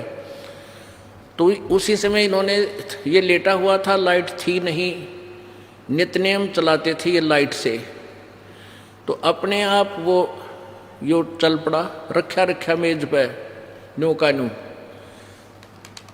ऐसे ऐसे था ये, अपने आप चल पड़ा। तो ये भाग कर वहाँ से, ये जहाँ रह रहे हैं वहाँ से काफ़ी दूर, कितनी दूर था वो कैमरे वाला? कम से कम आधा किलोमीटर दूर गए। उस कैमरे वाले को बुला के लाए कि तुम फोटो खींचो। तो उसने भी आकर देखा कि बगैर लाइट के और बगैर सीडी के, और ये बोल रहा है, चित्र भी चल रहा है उसमें, चित्र चल रहा था इसमें, वो न्यू का न्यूजिटी जो सीडी वाला, सीडी में जो नित्यनेम में जो दास का चित्र आता है वो न्यू का न्यू सारा चल रहा है, सीडी इसमें है नहीं। वो कैमरे वाला भी न्यू कहे तुमने कोई जादू जंत्र तो नहीं कर रखा है इसमें। वो फोटो खींचने वाला कैमरे वाला न्यू कहे तुमने कोई जादू जंत्र तो नहीं कर रखा है, ये अपने आप बोल रहा है सीडी नहीं है, पिक्चर चल रहा है। तो उसके तुरंत बाद इसका वो पेट का अफारा गड़बड़ वो भी ठीक हो गया, कति स्वस्थ हो गया। ये परसों आए हैं परमात्मा के दरबार में। बोलो सतगुरुदेव। ये किस दिन की बात है? तो ये अभी हमारे उसके 8 दिन पहले की बात। हाँ, अभी 7-8 दिन पहले की बात है, यानी आज 10 दिन पहले की बात है इनके साथ ये घटना घटी। पुण्यात्माओं, कहने का तात्पर्य ये है हमारा कि परमात्मा अपने बच्चों को इतना विश्वास दिला देता है कि मैं जो चाहे सो कर सकता हूँ। ऐसे ही परमात्मा से को प्राप्त ये पुण्यात्मा आदरणीय गरीबदास जी कहते हैं, सतगुरु जो चावे सो कर ही, 14 कोट दूत जम डर ही, ऊत भूत जम त्रास निवारे, और चित्रगुप्त के कागज पाड़े। बोलो सतगुरुदेव की जय। तो भाई और बहनों, इस प्रकार से जो आत्मा अपने गुरु पर, अपने परमात्मा पर दृढ़ विश्वास करके भक्ति मार्ग पर चलती है, तो परमात्मा फिर उन आत्माओं से दूर नहीं है। तो गुरुदेव भगवान कह रहे हैं कि परमात्मा अपने भगत की आयु भी बढ़ा देता है। अगर भगत की मृत्यु होनी हो, परमात्मा 100 साल की उम्र प्रदान कर देगा, 100 साल की उम्र, चाहे कैसा ही रोग हो, गुरुदेव उसको स्वस्थ कर देगा, स्वस्थ। तो बताओ फिर ये आश्रमों में हॉस्पिटल खोलने का आदेश क्या हमारे गुरुदेव भगवान देंगे? कभी नहीं। तो उसके लिए गुरुदेव हमें एक कथा सुना रहे हैं, गरुड़ जी की कथा, कि किस प्रकार से परमात्मा ने भगत की उम्र बढ़ाई। अध्याय गरुड़ बोध का सारांश। देखो भाई और बहनों, हम पहले भी इसको पढ़ चुके हैं कबीर सागर के सरलार्थ में, बहुत सी बार गुरुदेव ने भी अपने सत्संगों में जिक्र किया है। लेकिन ये कथाएं हैं, सत्य कथा है, ये अमर कथा है, और हमारे गुरुदेव के मुख कमल से उच्चारित हैं, उनके हाथों से लिखी हुई हैं। तो इन कथाओं को हम जितना पढ़ेंगे, जितनी बार भी पढ़ेंगे, सुनेंगे, तो हम पुण्य के भागी होते चले जाते हैं, क्योंकि ये सत्य शब्द हैं, अमर शब्द हैं, परमात्मा के हाथों से लिखे हुए शब्द हैं। तो इससे हमारे को पुण्य प्राप्ति होती है, हमारे शुभ संस्कार बनते हैं। अध्याय गरुड़ बोध का सारांश। कबीर सागर में 11वां अध्याय गरुड़ बोध पृष्ठ 65-625 पर है। परमेश्वर कबीर जी ने धर्मदास जी को बताया कि मैंने विष्णु जी के वाहन पक्षी राज गरुड़ जी को उपदेश दिया। किसने? कबीर परमात्मा सतगुरु रामपाल जी ने 650 साल पहले धर्मदास जी को बताया कि धर्मदास, एक समय मैं श्री विष्णु जी के वाहन गरुड़ जी के पास गया और उनको भी उपदेश दिया था, उसको सृष्टि रचना सुनाई। आज भी हमें गुरु जी सबसे पहले सृष्टि रचनाएं सुनाते हैं। उसको सृष्टि रचना सुनाई। अमर लोक की कथा, सत्य पुरुष की महिमा सुनकर गरुड़ देव अचंभित हुआ, जैसे आप और हम अचंभित हुए कि ऐसा निर्मल ज्ञान, ऐसा अमर ज्ञान आज तक हमने कभी स्वप्न में भी नहीं सुना था। अपने कानों पर विश्वास नहीं कर रहे थे, मन मन में विचार कर रहे थे कि मैं आज यह क्या सुन रहा हूं, मैं कोई स्वप्न तो नहीं देख रहा हूं, मैं किसी अन्य देश में तो नहीं चला गया हूं। जो देश और परमात्मा मैंने सुना है वह जैसे मेरे सामने चलचित्र रूप में चल रहा है। यानी जैसे जैसे गुरुदेव भगवान गरुड़ जी को कथा सुना रहे थे, तो गरुड़ के मन में कल्पनाएं बन रही थी कि ऐसा सतलोक है, ऐसे मकान है, ऐसे विमान है, इतने सुख हैं। तो साथ में गरुड़ जी कल्पना करते जा रहे थे। जब गरुड़ देव इन ख्यालों में खोए थे तब मैंने कहा, किसने? कबीर परमेश्वर सतगुरु रामपाल जी भगवान ने। देखो यहां क्या लिखा हुआ है, तब मैंने कहा। लिखने वाले कौन हैं? सतगुरु रामपाल जी। तो संकेत करते हैं परमात्मा। तब मैंने कहा, हे पक्षीराज, क्या मेरी बातों को झूठ माना है? चुप हो गए हो? प्रसन्न करो। यदि कोई शंका है तो समाधान कराओ। यदि आपको मेरी वाणी से दुख हुआ है तो क्षमा करो। मेरे इन वचनों को सुनकर खगेश यानी पक्षीराज गरुड़ की आंखें भर आई और बोले कि हे देव, आप कौन हैं? क्या बोला गरुड़ कबीर परमात्मा से कि आप कौन हैं? आपका उद्देश्य क्या है? यानी आप ये कथा मुझे क्यों सुना रहे हो? आपका मकसद क्या है? इतनी कड़वी सच्चाई बताई है जो हजम नहीं हो पा रही है। भाई और बहनों, इसलिए गुरुदेव कहते हैं कि तुम विशेष आत्मा हो, तुम्हारे समान तो ब्रह्मा विष्णु महेश भी नहीं है। आप और हमारे लिए कहते हैं गुरुदेव, क्योंकि जो अधिकारी आत्मा होती है वो आत्मा गुरुदेव से कड़वी सच्चाई सुनकर, ये अमर ज्ञान सुनकर, ऐसा नहीं है कि वो हजम नहीं कर पाएगी, फर्क ही नहीं पड़ेगा उस भगत को, और एक क्षण में सारी मर्यादा तोड़ देगा समाज की, तिनके की तरह तोड़ के फेंक देगा। जो अधिकारी भगत होता है उसको ऐसा नहीं लगेगा कि ऐसी बातें क्यों बोल रहे हैं, देवी देवताओं का अपमान क्यों कर रहे हैं, हमारे हिंदू धर्म की तोहिन क्यों कर रहे हैं, कबीर कौन सा भगवान हो गया, ब्रह्मा विष्णु महेश को छोटा बता रहा है। इस प्रकार के सवाल जवाब वही आत्मा करेगी, उसी के मन में ये उठक पटक आती है जो आत्मा पिछले संस्कारों से कमजोर होती है। अन्यथा गुरुदेव ने बताया, ज्ञानकार गाम का तो चमका सा होता है। जो परमात्मा की युगों युगों से भक्ति करती हुई आ रही आत्मा होती है ना, जो पूर्णतः मोक्ष की अधिकारी होती है, वो आत्मा ज्यादा सवाल जवाब नहीं करती। वो तो उन सत्संगों को सुनकर ऐसा समझेगी कि जैसे मैंने पहले सुन रखा है, आज किसी ने मेरी धूल हटा दी है, वो जाड़ा हटा दिया है। जो अज्ञान का जाड़ा, अज्ञान की धूल मेरे दिमाग में पड़ी हुई थी, उसको तो तुरंत स्वीकार हो जाएगा कि जो संत जी कह रहे हैं बिल्कुल सत्य है। कोई सवाल जवाब नहीं, कोई मन में दोष नहीं, तुरंत नाम दीक्षा लेगा और अपनी भक्ति करेगा। लेकिन गरुड़ जी को थोड़ा सा अटपटा लगा कि इतनी कड़वी सच्चाई बताई है जो हजम नहीं हो पा रही है। जो आपने अमरलोक में अमर परमेश्वर बताया है, यदि ये सत्य है तो हमें धोखे में रखा गया है। यदि ये बात असत्य है तो आप निंदा के पात्र हैं, अपराधी हैं। यदि सत्य है तो गरुड़ आपका दास खास है, और यदि ये बात सत्य है तो ये गरुड़ विष्णु का वाहन आज ही आपका दास बनने को तैयार है। परमेश्वर कबीर जी ने धर्मदास जी को बताया कि मैंने कहा, हे गरुड़ देव, जो शंका आपको हुई है ये स्वाभाविक है, परंतु आपने संयम से काम लिया, ये आपकी मानता है। गुरुदेव ने कहा कि आपने इस सृष्टि रचना को, मेरे ज्ञान को आपने ध्यान से सुना, ये आपकी महानता है। क्योंकि सतगुरु रामपाल जी परमेश्वर जी का सतज्ञान, तत्व ज्ञान समझने के लिए धैर्य की आवश्यकता पड़ती है। तो कहते हैं वो आत्मा महान होती है जो पहले पूरी बात को सुनती है, पूरी कथा को सुनती है, पूरी सृष्टि रचना को जो सुन लेगा, कहते हैं वो महान आत्मा है। सुनेगा तभी तो समझ में आएगा। परंतु आपने संयम से काम लिया, ये आपकी महानता है। परंतु मैं जो आपको अमर पुरुष तथा सत्यलोक की जानकारी दे रहा हूं वह परम सत्य है। अब जिस समय गरुड़ जी के पास में कबीर परमात्मा गए तो ये नहीं कहा कि मैं ही अमर पुरुष हूं, मैं ही सत्य पुरुष हूं। गरुड़ सुनता भी नहीं, क्योंकि सबके दिमाग में यही बैठा हुआ कि परमात्मा तो निराकार है, परमात्मा किसी के सामने थोड़ी आता है, दिखाई थोड़ी देता है। तो हर बार ये कबीर भगवान सतगुरु रामपाल जी इसी विधि का प्रयोग करते हैं, अपने आप को छुपाते हैं, केवल अपने आप को एक गुरु साबित करते हैं, और अमर पुरुष कह के, सत्य पुरुष कह के, कबीर भगवान कह के अपने से अन्य को परमात्मा बताते हैं ताकि आत्माएं ज्ञान को सुने। तो जिस प्रकार से आज गुरु जी अपने आप को छुपा के कि मैं तो कबीर जी का दास हूं, कबीर जी का भेजा हुआ प्रतिनिधि हूं, कबीर जी तो परमात्मा है, आज भी गुरुदेव उसी विधि का प्रयोग कर रहे हैं। क्योंकि 21 ब्रह्मांड में चाहे कोई गरुड़ देव हो, चाहे ब्रह्मा विष्णु महेश हो, चाहे पृथ्वी का प्राणी हो, सब के सब जीव हैं, सबकी जीव बुद्धि है। ये कड़वी सच्चाई इतनी आसानी से जीव स्वीकार नहीं करता। इसलिए गुरुदेव अपने आप को परमात्मा से अन्य बताकर और ये ज्ञान हम तक पहुंचाते हैं।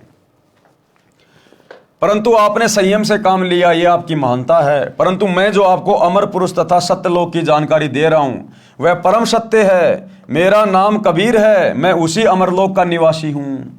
ये नहीं कहा कि मैं भगवान हूं, मैं परमात्मा हूं। क्या कहा? मेरा नाम कबीर है और मैं उसी अमरलोक का निवासी हूं, कि मैं उसी अमरलोक में, उस अमर पुरुष के लोक में रहने वाला हूं। मैं वहीं से चल के आया हूं। जैसे 650 साल पहले भी तो यही कहा करते थे कि मेरा नाम कबीर है और मेरे को सत्य पुरुष ने भेजा है। तो गरुड़ को भी तो यही कहा कि मेरा नाम कबीर है और मैं उसी सतलोक से चल के आया हूं, मैं वहीं का निवासी हूं। ये नहीं कहा कि मैं ही हूं वो परमात्मा, वो तो आगे जाके बताएंगे गरुड़ को।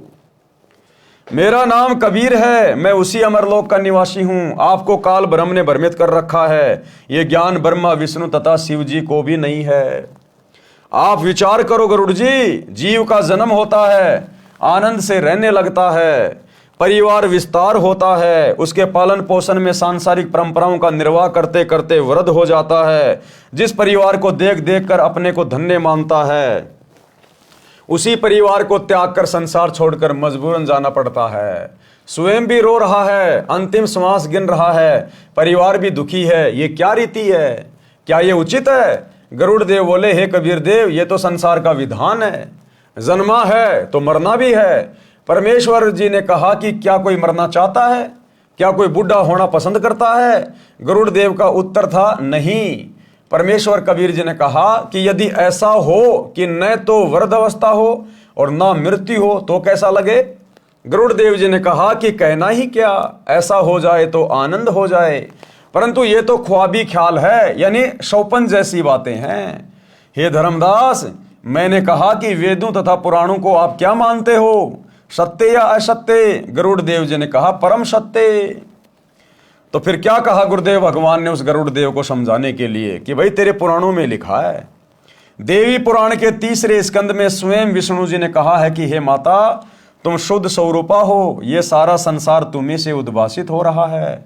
मैं ब्रह्मा तथा शंकर आपकी कृपा से विद्यमान है। हमारा तो आविर्भाव यानी जन्म तथा तिरोभाव यानी मृत्यु हुआ करता है। यानी श्री विष्णु जी स्वयं अपनी माता दुर्गा के सामने, देवी पुराण में स्पष्ट लिखा हुआ है, स्वीकार कर रहा है कि हम तीनों देवता तो जन्मते और मरते हैं और हम तो आपके अधीन होकर अपना कार्य कर रहे हैं, हम पूर्ण परमात्मा नहीं हैं। परमेश्वर कबीर जी के मुख कमल से ऐसे पुख्ता प्रमाण, सटीक प्रमाण सुनकर गरुड़ देव चरणों में गिर गए, अपने भाग्य को सराहा और कहा कि जो देव सृष्टि की रचना ब्रह्मा विष्णु महेश तथा दुर्गा देव तथा निरंजन तक की उत्पत्ति जानता है, वह ही रचनहार परमेश्वर है। देखो, गरुड़ जी पहचान गए परमात्मा को एक ही नजर में पहचान गए गुरुदेव भगवान को। और क्या कहा गरुड़ जी ने कि जो देव ये सृष्टि रचना जानता हो, ब्रह्मा विष्णु महेश की जन्म और मरण बता दे, कहते हैं वो तो खुद सृष्टि का रचनहार ही हो सकता है। तो एक बार में सृष्टि रचना सुनकर, थोड़े बहुत प्रमाण परमात्मा के मुख से सुनकर, और गरुड़ भी पहचान गया तुरंत, वो पक्षी भी पहचान गया, आप और हम तो इंसान हैं, इंसान सर्वश्रेष्ठ योनि है ये। और 30 साल हो गई, आज भी हम गुरुजी को नहीं पहचान पा रहे कि हमारे गुरुजी ही सृष्टि के रचनहार हैं, कुल के मालिक हैं, सब कुछ हैं। और बार बार गुरुजी ने जोर दे के बताना पड़ रहा है कि बच्चों पहचान लो मैं कौन हूं, बच्चों पहचान लो मैं कौन हूं। हिसार जेल से आए हुए विशेष संदेश में गुरुदेव ने क्लियर कर दिया। अब इससे ज्यादा और कैसे बताएंगे कि वे कौन है। गुरुदेव ने कहा कि उत्तर दक्षिण पूर्व पश्चिम क्यों फिरदा दाने दाने नू, सर्व कला सतगुरु साहिब की हरि आए हरियाणे नू। कि भाई वो परमात्मा गरीबदास जी के समय आए और आज तुम्हारे सामने प्रत्यक्ष प्रकट है, पहचान सको तो पहचान लो। सुनिए छोटा सा सत्संग। तो क्या बताते हैं, उत्तर दक्षिण पूर्व पश्चिम फिरता दाने दाने नो, और सर्व कला सतगुरु साहिब की हरि आए हरियाणे।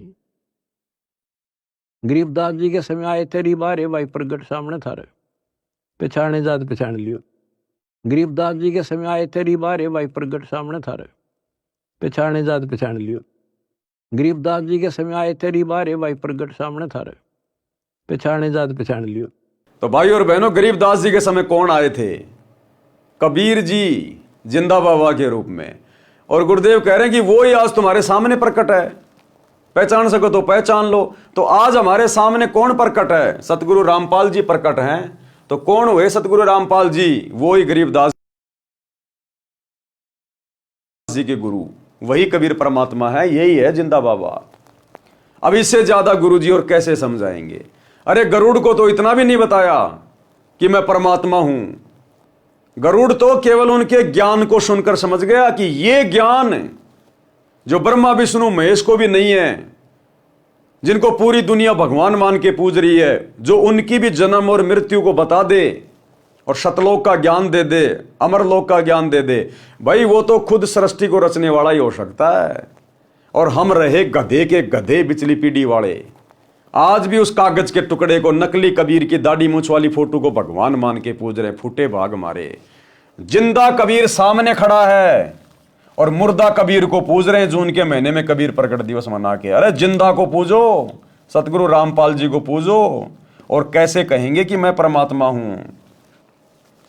तो क्या कहा गरुड़ जी ने? गरुड़ ने अपने भाग्य को सराहा और कहा कि जो देव सृष्टि की रचना ब्रह्मा विष्णु महेश तथा दुर्गा देवी तथा निरंजन तक की उत्पत्ति जानता है, वह ही रचनहार परमेश्वर है। यानी वो ही सारी सृष्टि को रचने वाला परमेश्वर है। आज तक किसी ने ऐसा ज्ञान नहीं बताया। क्या आज तक किसी ने ऐसा ज्ञान बताया धरती पर? सतयुग से लेकर वर्तमान समय तक नहीं बताया। यदि किसी जीव को पता होता, चाहे वह ऋषि महर्षि भी है, तो अवश्य कथा करता। मैंने बड़े बड़े मंडलेश्वरों के प्रवचन सुने हैं। कौन कह रहा है? गरुड़ जी। किसी के पास ये ज्ञान नहीं है। क्या धरती पर आज सतगुरु रामपाल जी के अलावा किसी भी आचार्य, शंकराचार्य, मंडलेश्वर के पास ये ज्ञान है? नहीं है। तो गुरुदेव हमारी आंखें खोल रहे हैं इस प्रकार की बातें बोलकर कि नादानो, आज तुम्हारे गुरु के अलावा धरती पर यह ज्ञान किसी मंडलेश्वर के पास नहीं है, किसी आचार्य शंकराचार्य के पास नहीं है। तो तुम भी गरुड़ की तरह अपनी आंखें खोलो और अपने गुरु को परमात्मा मानो, हृदय से स्वीकार करो। इनको वेदों तथा गीता का भी ज्ञान नहीं है। किनको? मंडलेश्वरों को। आप स्वयं को छुपाए हुए हो। गरुड़ क्या बोला?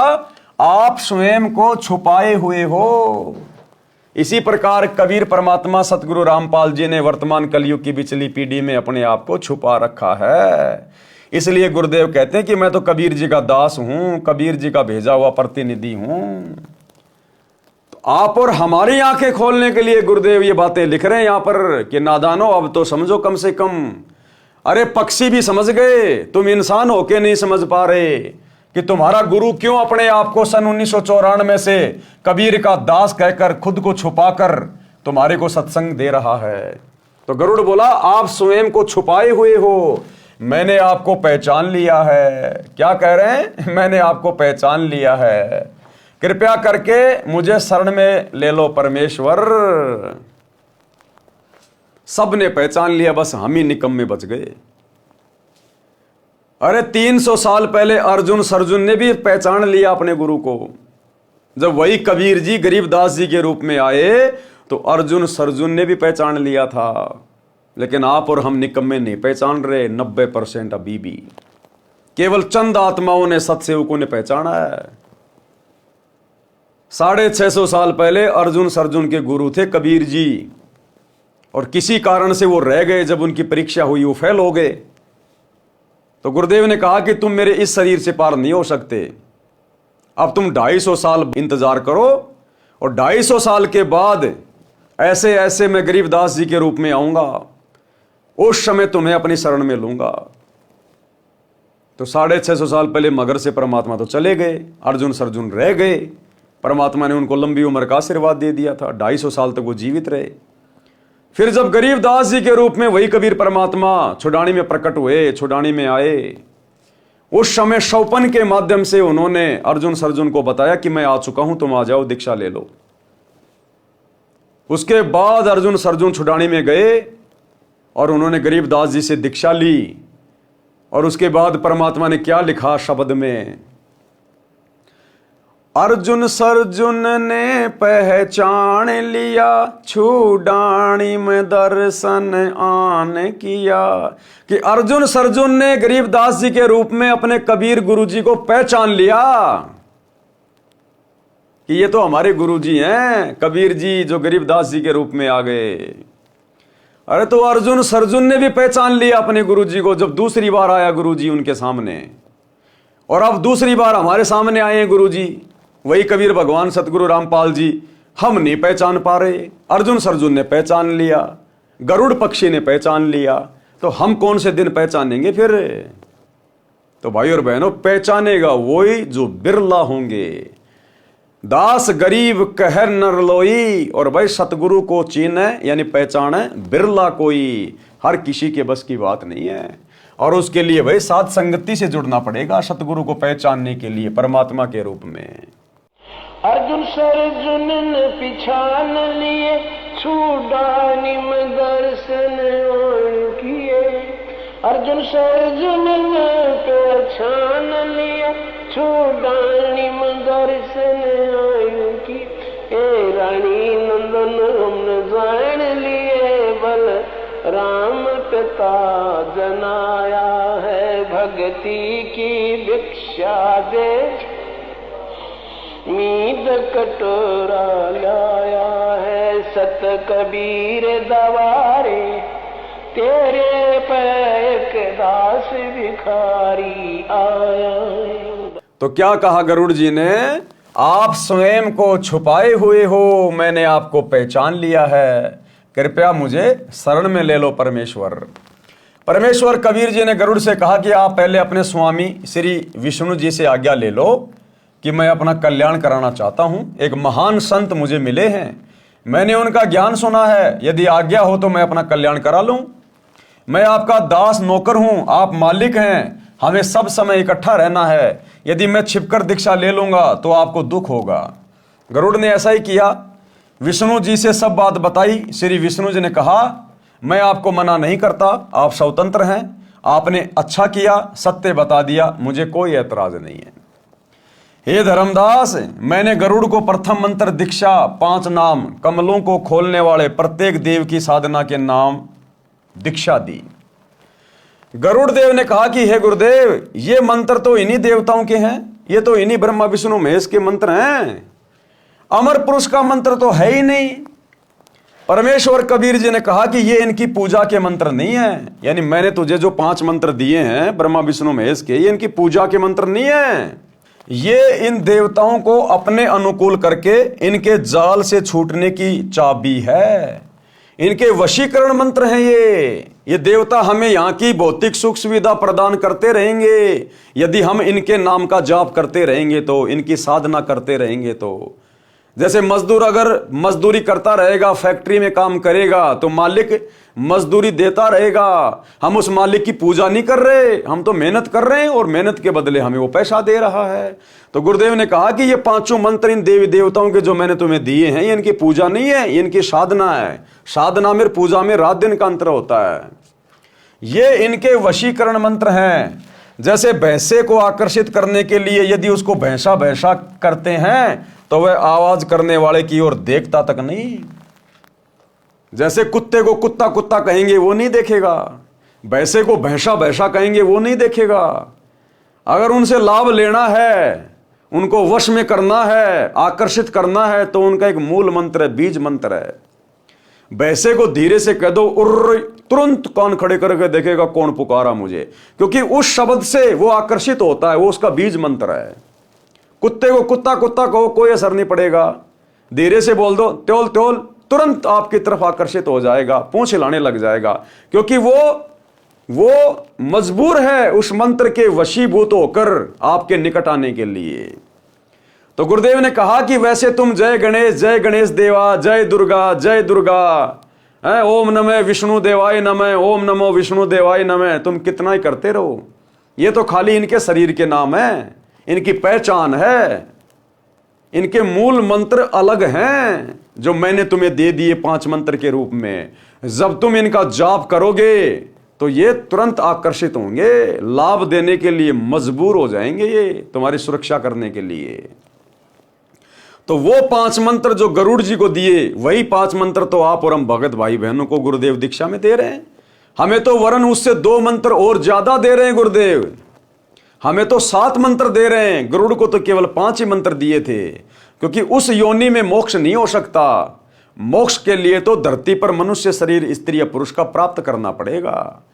तो केवल गरुड़ के अंदर भक्ति का बीज डालने के लिए, उसकी उस योनि को छुड़वाकर उसको मनुष्य योनि देने के लिए और आगे की पूरी भक्ति देने के लिए परमात्मा ने उसको शरण में लिया था। तो क्या कहा गुरुदेव ने, जैसे भैंसे को आकर्षित करने के लिए यदि उसको भैंसा भैंसा कहते हैं तो वह आवाज करने वाले की ओर देखता तक नहीं। जब उसका वशीकरण नाम पुकारा जाता है हुर्र, तो वह तुरंत प्रभाव से सक्रिय हो जाता है, आवाज करने वाले की ओर दौड़ा आता है। आवाज करने वाला व्यक्ति उससे अपनी भैंस को गर्भ धारण करवाता है। इसी प्रकार आप यदि श्री विष्णु जी के अन्य किसी नाम का जाप करते रहे, वे ध्यान नहीं देंगे। जैसे लोगों ने किताबें बना रखी है, विष्णु सहस्त्रनामा, विष्णु के 1000 नाम, लोग रटते रहते हैं उसके 1000 नाम, कुछ नहीं होगा। 0/0, समय खराब, श्वासें खराब, व्यर्थ में थूक बिलो रहे हो। वैसे को वैसा वैसा करते रहो, जोटा जोटा करते रहो, मोटा मोटा करते रहो, काला काला करते रहो, नहीं देखेगा। उसका वशीकरण मंत्र जाप करो, धीरे से तुरंत कान खड़े करेगा। तो इन देवी देवताओं के नाम की कितनी माला फेरते रहो भाई और बहनों, मंदिरों में मस्जिदों में जाते रहो, तीर्थों पे जाते रहो। 0/0, समय खराब, धन खराब, श्वासें बर्बाद। अगर वास्तव में लाभ चाहते हो इन देवी देवताओं से जो ये दे सकते हैं अपने स्तर का, तो भी आपने अधिकारी गुरु से इनके मंत्र लेने पड़ेंगे। और अधिकारी गुरु वर्तमान में धरती पर एकमात्र सतगुरु रामपाल जी हैं, इनके अलावा कोई दीक्षा देने का अधिकारी नहीं है। इसी प्रकार आप यदि श्री विष्णु जी के अन्य किसी नाम का जाप करते रहें, वे ध्यान नहीं देंगे। जब आप इस मंत्र का जाप करोगे तो विष्णु देव जी तुरंत प्रभावित होकर साधक की सहायता करते हैं। वे देवता तीनों लोकों पृथ्वी, स्वर्ग तथा पाताल के प्रधान देवता हैं। ये केवल संस्कार कर्म लिखा ही दे सकते हैं। ब्रह्मा विष्णु महेश अपनी तरफ से ना किसी का अच्छा कर सकते, ना किसी का बुरा कर सकते। ये तो बेचारे नौकर हैं, ये तो काल के अधीन होकर अपना कार्य कर रहे हैं। देवी पुराण में 3रे स्कंद में खुद श्री विष्णु जी स्वीकार कर रहे हैं कि हमें तो हर प्रकार से देवी के अधीन होकर कार्य करना पड़ता है।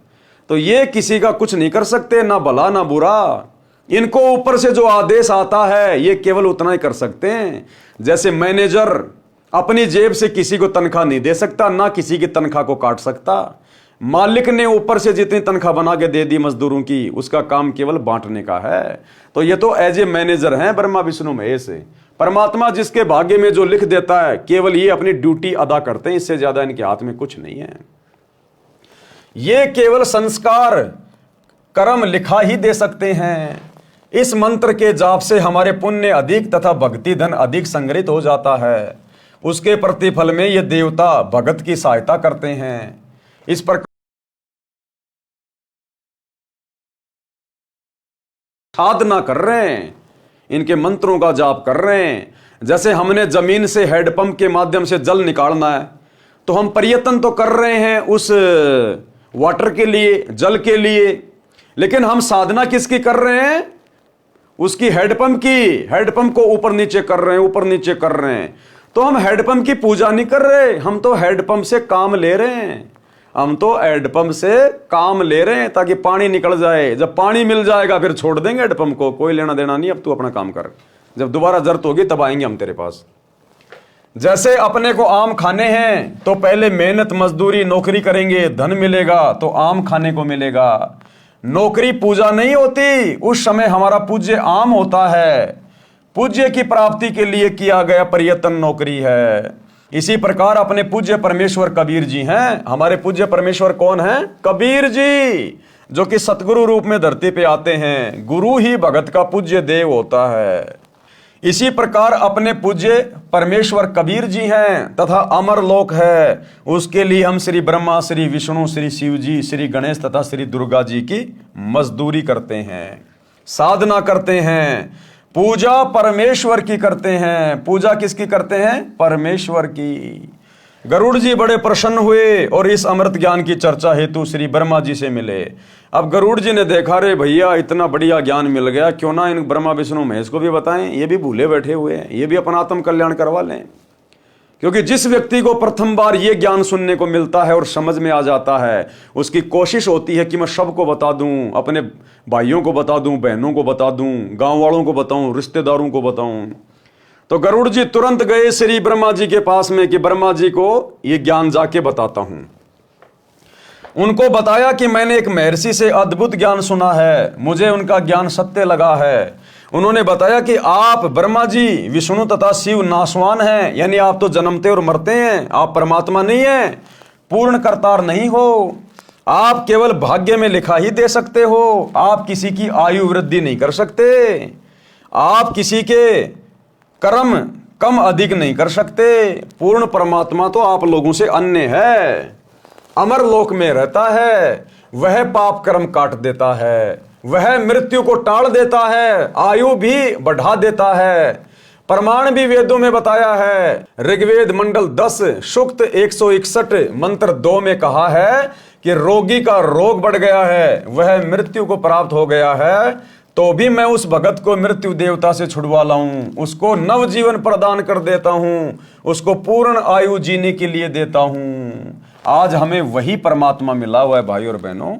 ये सतगुरु रामपाल जी भगवान वही अमर पुरुष है, वही कबीर भगवान है जो मृत्यु को भी टाल दे, मर जाए तो धर्मराज के दरबार से उस जीव आत्मा को छुड़वा कर ले आए। ये समर्थ भगवान है स्वयं।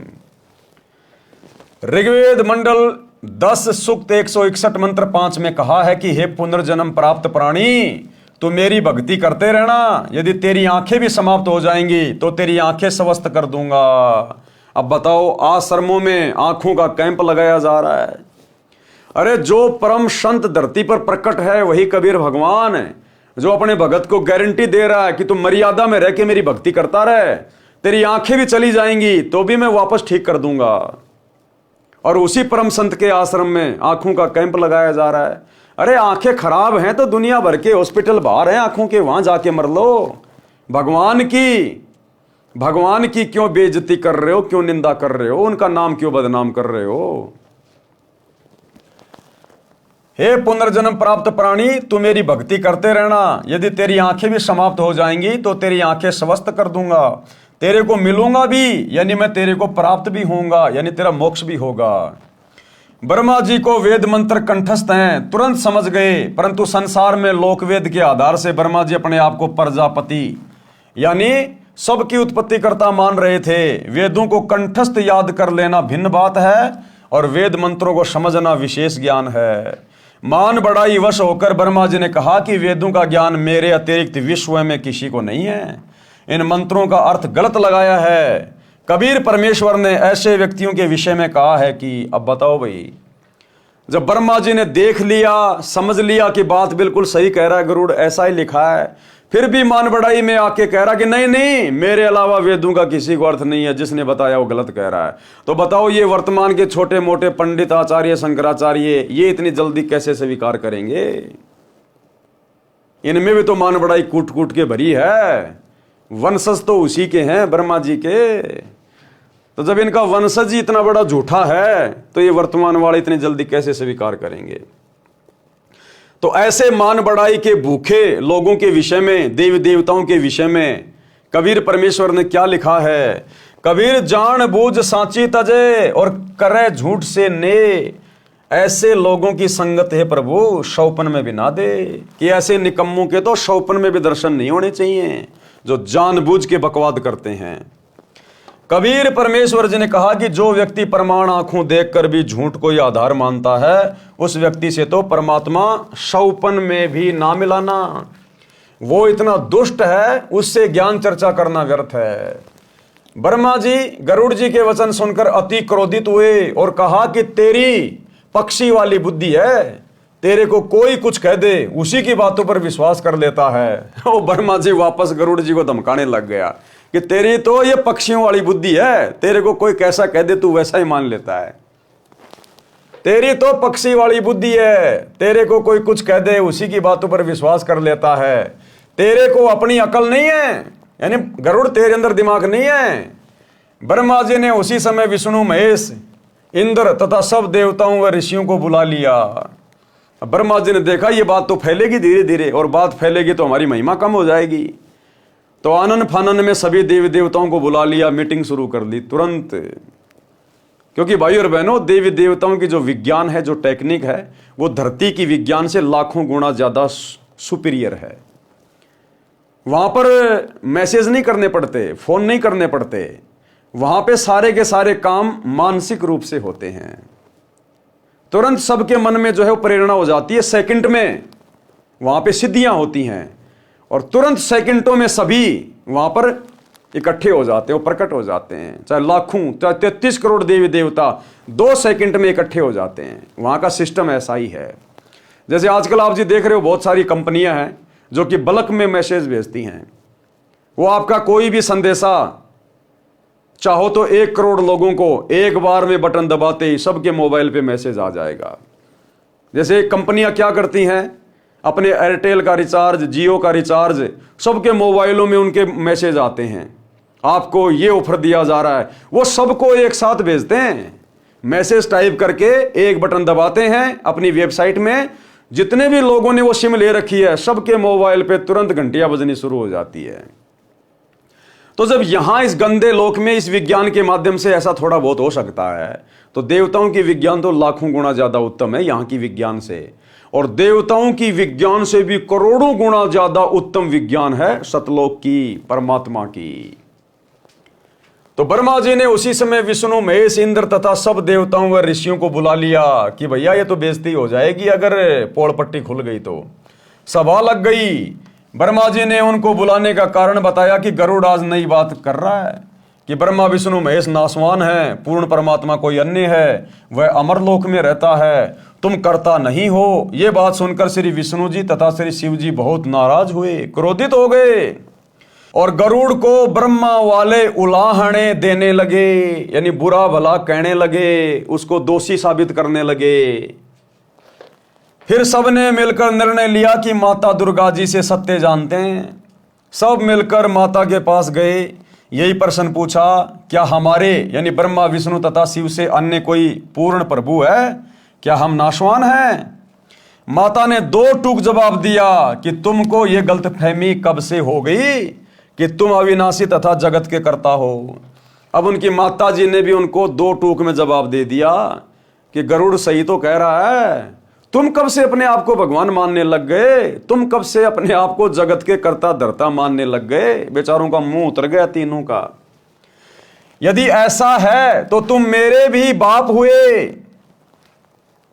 अब दुर्गा ने कहा, यदि तुम इस संसार की उत्पत्ति करता हो तो मैं तुम्हारी मां भी संसार में रहती हूं, फिर तो मेरे बाप भी तुम हुए, फिर मुझ दुर्गा के बाप भी तुम ही हुए, मेरे को भी तुम ही ने पैदा किया होगा। फिर तो अगर तुम इस संसार के अगर कर्ता धरता हो तो फिर तो तुम्हारी मां भी इसी संसार में रहती है दुर्गा, फिर तो दुर्गा को भी तुमने पैदा किया होगा। अब इससे ज्यादा फिर वो क्या बोलते? मां से बड़े तो नहीं है ना, तो तुमसे बड़ी तो तुम्हारी मां हो गई जिससे तुम्हारा जन्म हुआ, और वो कह रहे हैं कि हम ही हैं सारी सृष्टि के रचनहार, कर्ता धर्ता। तो बेचारों का मुंह छोटा सा हो गया तीनों देवताओं का, क्या जवाब दें अब? तो क्या कहा दुर्गा ने? माता ने 2 टूक जवाब दिया कि तुमको यह गलतफहमी अर्थात भ्रम कब से हो गया कि तुम अविनाशी तथा जगत के कर्ता हो। यदि ऐसा है तो तुम मेरे भी कर्ता यानी बाप हुए, जबकि तुम्हारा जन्म मेरी कोख से हुआ है। वास्तव में परमेश्वर अन्य है, वही अविनाशी है, वही सबका करता है, वही अविनाशी है। अविनाशी कौन है? एक ही है सृष्टि में अविनाशी, जिसने सबको उत्पन्न किया, कबीर परमात्मा सतगुरु रामपाल जी। और रोज हम संध्या आरती में अपने गुरु जी को अविनाशी कहते हैं। अवगुण किए घनेरे फिर भी भले बुरे हम थारे, दास को जान के निपट नादान और मोहे बख्श दियो अविनाशी। हम रोज गुरु जी को अविनाशी कहते हैं। लेकिन विचार नहीं करते कि अविनाशी तो सृष्टि में केवल एक ही है, कबीर। तो फिर हमारे गुरु जी कौन हुए जिनको हम रोजाना अविनाशी कह के संबोधित कर रहे हैं, उनकी महिमा कर रहे हैं? स्वयं कबीर जी।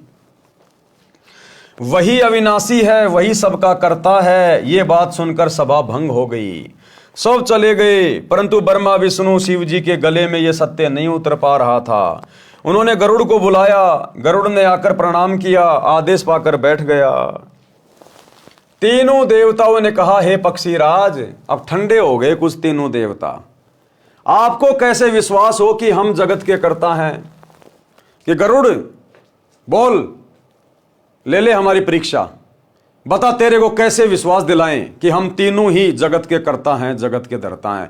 मतलब झुकने को तैयार नहीं, मान बड़ाई इतना भयंकर रोग है। सारी सच्चाई जान ली, ब्रह्मा जी ने वेदों में देख लिया और दुर्गा ने बता दिया कि तुम काहे के भगवान हो।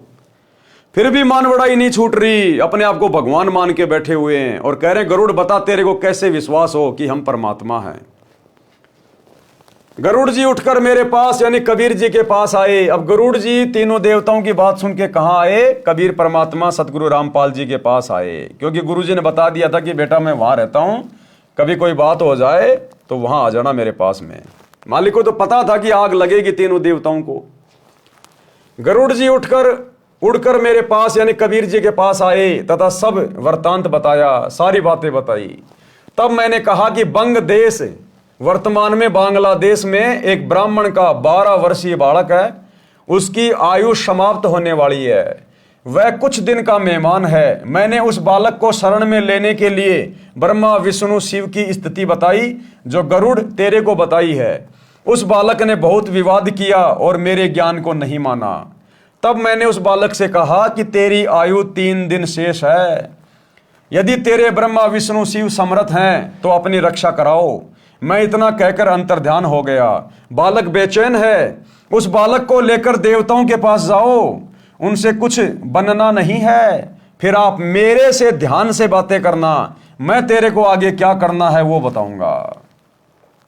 सारी कहानी परमात्मा ने पहले से सेट कर रखी थी। मालिक को पता था कि ब्रह्मा विष्णु महेश के तन बदन में आग लगेगी और मान बढ़ाई की खुजली इतनी जल्दी समाप्त नहीं होती है।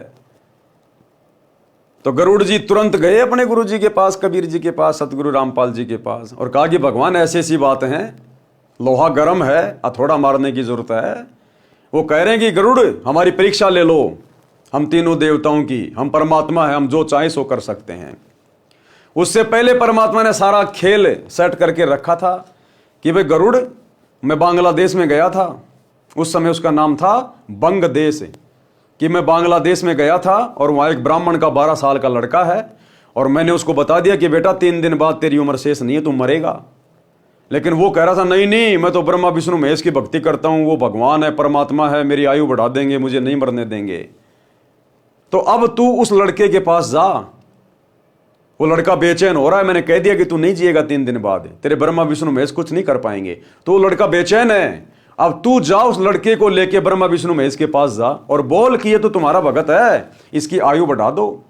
इसकी आयु 3 दिन की है, इसके बाद आयु नहीं है। अगर तुम भगवान हो ब्रह्मा विष्णु महेश, तो अपने भगत की तो आयु बढ़ा दो। अगर तुम आयु बढ़ा दोगे तो मैं तो तुम्हारी भक्ति कर लूंगा। तो गरुड़ गया उस लड़के को लेकर, उसके पिता को लेकर ब्रह्मा विष्णु महेश के पास। मैं तेरे को आगे क्या करना है वो बताऊंगा। गरुड़ जी उस बालक को लेकर ब्रह्मा विष्णु शिव के पास गए। गरुड़ ने बालक को समझाया कि आप उन देवताओं से कहना कि हम आपके भगत हैं, मेरे दादा परदादा पिता और मैंने सदा आपकी पूजा की है, मेरे जीवन के 2 दिन शेष हैं, मेरी आयु भी क्या है, हे देव कृपया मेरी आयु वृद्धि कर दो। बच्चे ने यही विनय की तो तीनों ने कोशिश की परंतु व्यर्थ। अब तीनों देवताओं ने अपने झाड़े झपाड़े मंत्र संत्र बोले, लेकिन उसके भाग्य में कोई परिवर्तन नहीं हुआ। उसकी आयु 2 दिन बाद ही दिखाई दे रही थी। फिर विचार किया कि धर्मराज जो कि न्यायाधीश है, सबका लेखा जोखा करता है, उसके पास चलते हैं, सबका हिसाब यानी अकाउंट उसी के पास है, उससे वृद्धि करा लेते हैं। ये विचार करके सबके सब धर्मराज के पास गए। उनसे तीनों देवताओं ने कहा कि पहले तो ये बताओ कि इस ब्राह्मण बच्चे की कितनी आयु शेष है। तीनों गए वहां पर और कहा कि धर्मराज पहले तो तेरे कागजों में देख के ये बता इस लड़के की उम्र कितनी है।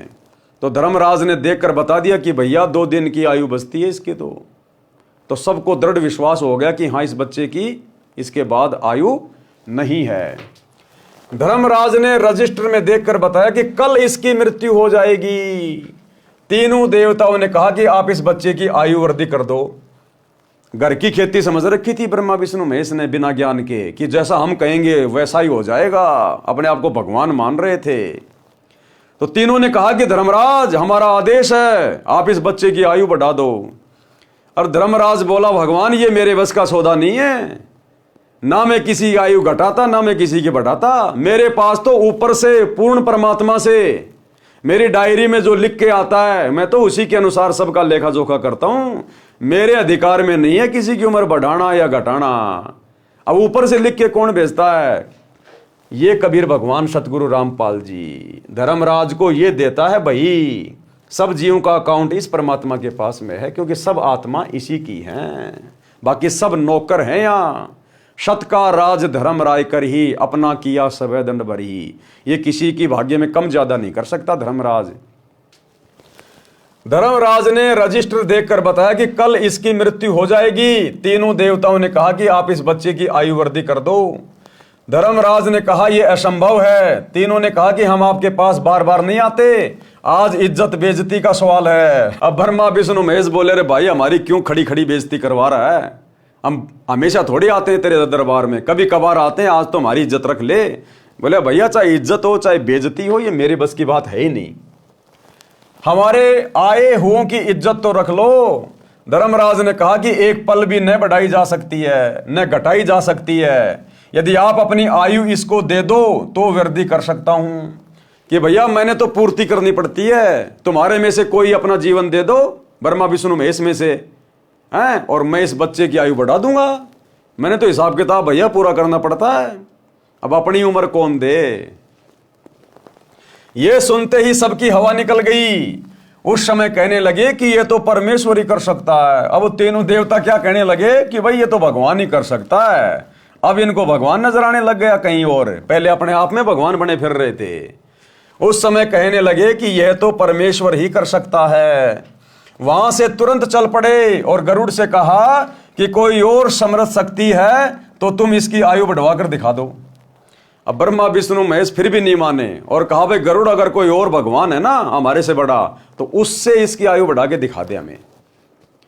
गरुड़ ने कबीर जी से ध्यान द्वारा टेलीफोन से, यानी संतों का टेलीफोन होता है उनका ध्यान, संपर्क किया। परमेश्वर कबीर जी ने ध्यान द्वारा बताया कि आप इसके लिए मानसरोवर से जल ले आओ, वहां एक श्रवण नाम का भगत मिलेगा, उसको मैंने सब समझा दिया है, आप अमृत ले आओ। गरुड़ जी ने जैसी आज्ञा हुई वैसा ही किया। अमृत लाकर उस बच्चे को पिला दिया।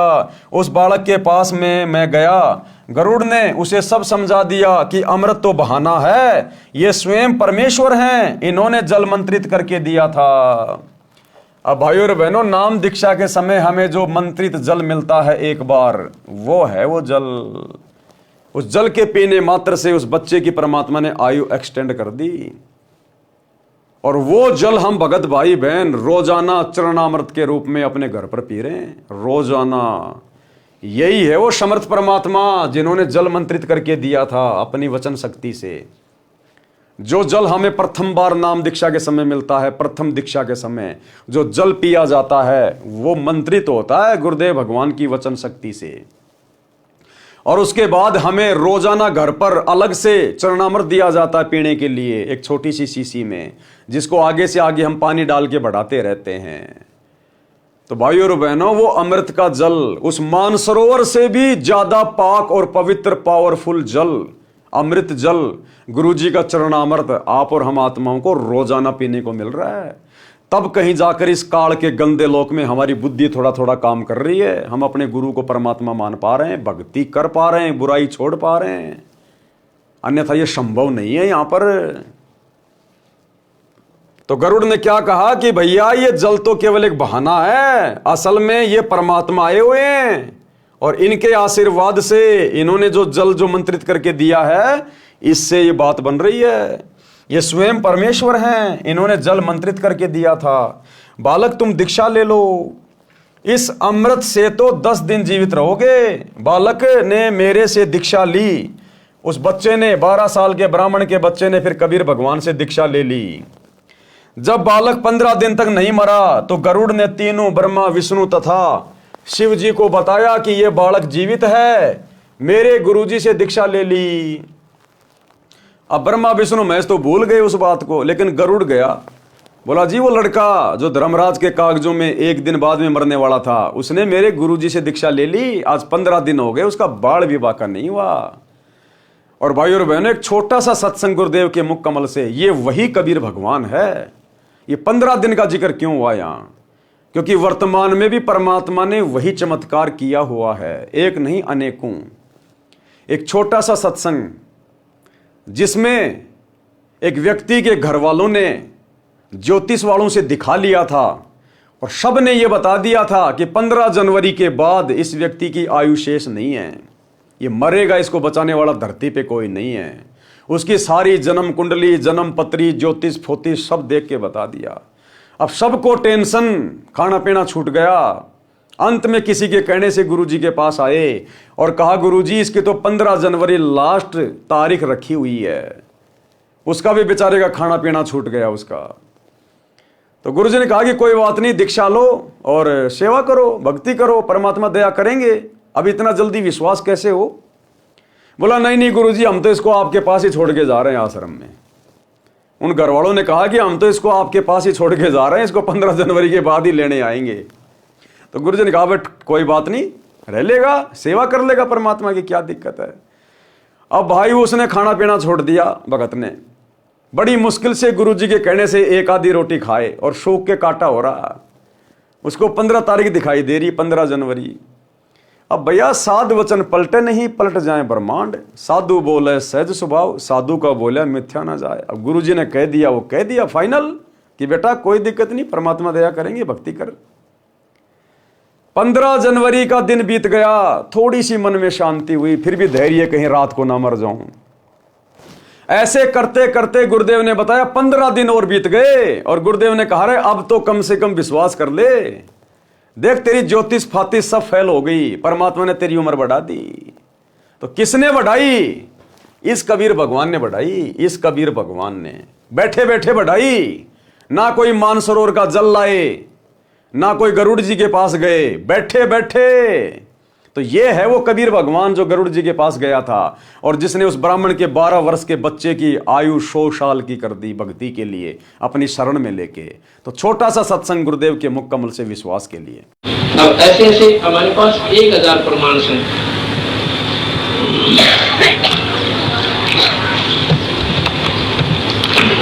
ये भगत जी मिस्त्री राज है।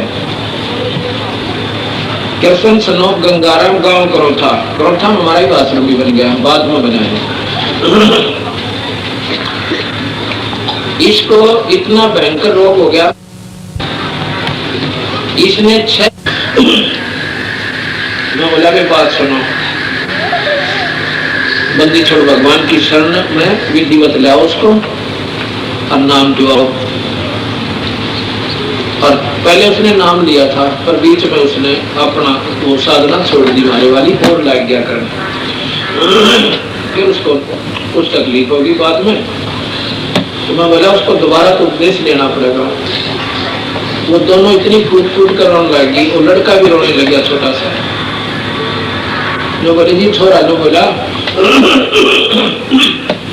विक्रम तक मेरा पिताजी मरेगा और मन करनी मुझसे बिठानी पड़ेगी माई के पेट को नहीं खाते। लोग क्या जी मारा भी कर्जा बैठ गया, कितना बुरी तरह रोया, हम दोनों के दोनों घर पे। मैं बोला कि उसको ले आओ यहाँ पे और अपना दिल रखने खातिर मैंने उनको भाई साथ कामना अपने कबीर भगवान के आधार पर दी कि वे चिंता न करें, ये नहीं मरेगा। पर न्यों को दिल डटे न्यों कहते हैं, मैंने उसको खूब कहा फिर नहीं मरेगा, तू चिंता ना करे, मेरे पे लिखवा ले जाए यूं मर जाते। मैंने यहाँ तक कह दिया पर कोई ना बेटा मेरा। न्यों बोली जी हम तो आपके साथ छोड़ना कि 15 जनवरी 1999 3 हाथ रेखाएं देखने वालों ने दर्दी के 15 जनवरी के बाद ऐसा जीवन नहीं है। अब हम उन आधे खड़े हैं गला पक्का माने, उसने जो कह दिया फाइनल है। अब तीनों ने कह दिया, एक ने भी कोई ना, फिर गुंजाइश भी नहीं रहती। बात भी सच्ची से, पर कबीर साहब के अंदर हो सकती है कर्म की रेख न बदल दे, जब आत्मा इसके तरनाम रो आदमी पड़ करे लल्लो पत्तो करनी है कि कोई ना सुने। अब वो तो था उनका, उसने नाम दोबारा लिया, अनुभवी जी आप इसमें साक्षर आए। ये 3 जनवरी की बात से 15 जनवरी लास्ट लिख रखी है, ये सेवा कर देगा आपके पास ठाकुर आ जा भाई देखी जाएगी। उसने नाम दे लिया, हमारे साथ रहने लगे। जब आ गई 14 जनवरी रोटी खानी छोड़ दी, खावत पहले हम इसी था बेचारा, इतनी बुरी पीड़ा है इसलिए यहाँ पर गले में और सारे शरीर में कापड़ लगना। 14 जनवरी जब आई रोटी खानी छोड़ दी, वो बोला भाई कृष्ण खाना खा लिया? अब जी खा लिया, मतलब ऐसे बोला। वो तो जिसका सत्संग चल रहा था उन्होंने बोला जी बहुत दिन नहीं खाया, भगत जी ने का उठ का आया थाली पर, और बाद जिसका दिन कर रखा मरने का किसी रोटी खाई नहीं। बात भी सच्ची है, देखो जिसका ना बीता वो तो कुछ भी कह दो, पर जिसकी लसुन आंसू होगी नहीं कहानी पसीने आ जाएंगे। मैं बोला भाई तो मेरे कह दी आधी रोटी खा ले।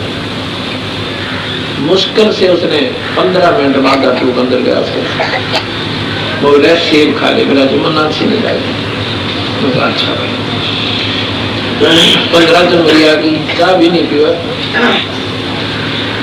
15 जनवरी आ गई, उस दिन हम वही थे, मध्य का दिन था, वह 15 भी पूरी होगी बात, मतलब फिर 16 भी पूरी होगी, 17 भी चली गई, 18 तारीख ने बोला जी भी नहीं मरता मैं, नो करके क्यों ही लिखे होता है, बोला जी बस ही भी नहीं मरता। 15 तारीख थी मेरी, ईद उसने देख लिया, दूसरी 15 जनवरी की आश्रम में काम करे, नो कर जीव सर कोई तकलीफ नहीं। उसके बाद कौन सतगुरु दे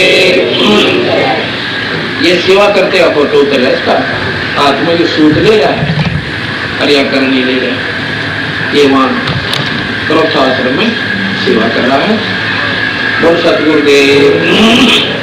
तो इस प्रकार ये पूर्ण परमात्मा है, अनंत कोटि ब्रह्मांड के भगवान से।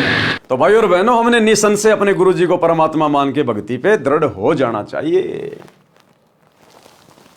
मेरे गुरुजी से दीक्षा ले ली है, गरुड़ ने कहा कि वो बच्चा मरा नहीं, 15 दिन हो गए मेरे गुरुजी से दीक्षा ले ली है।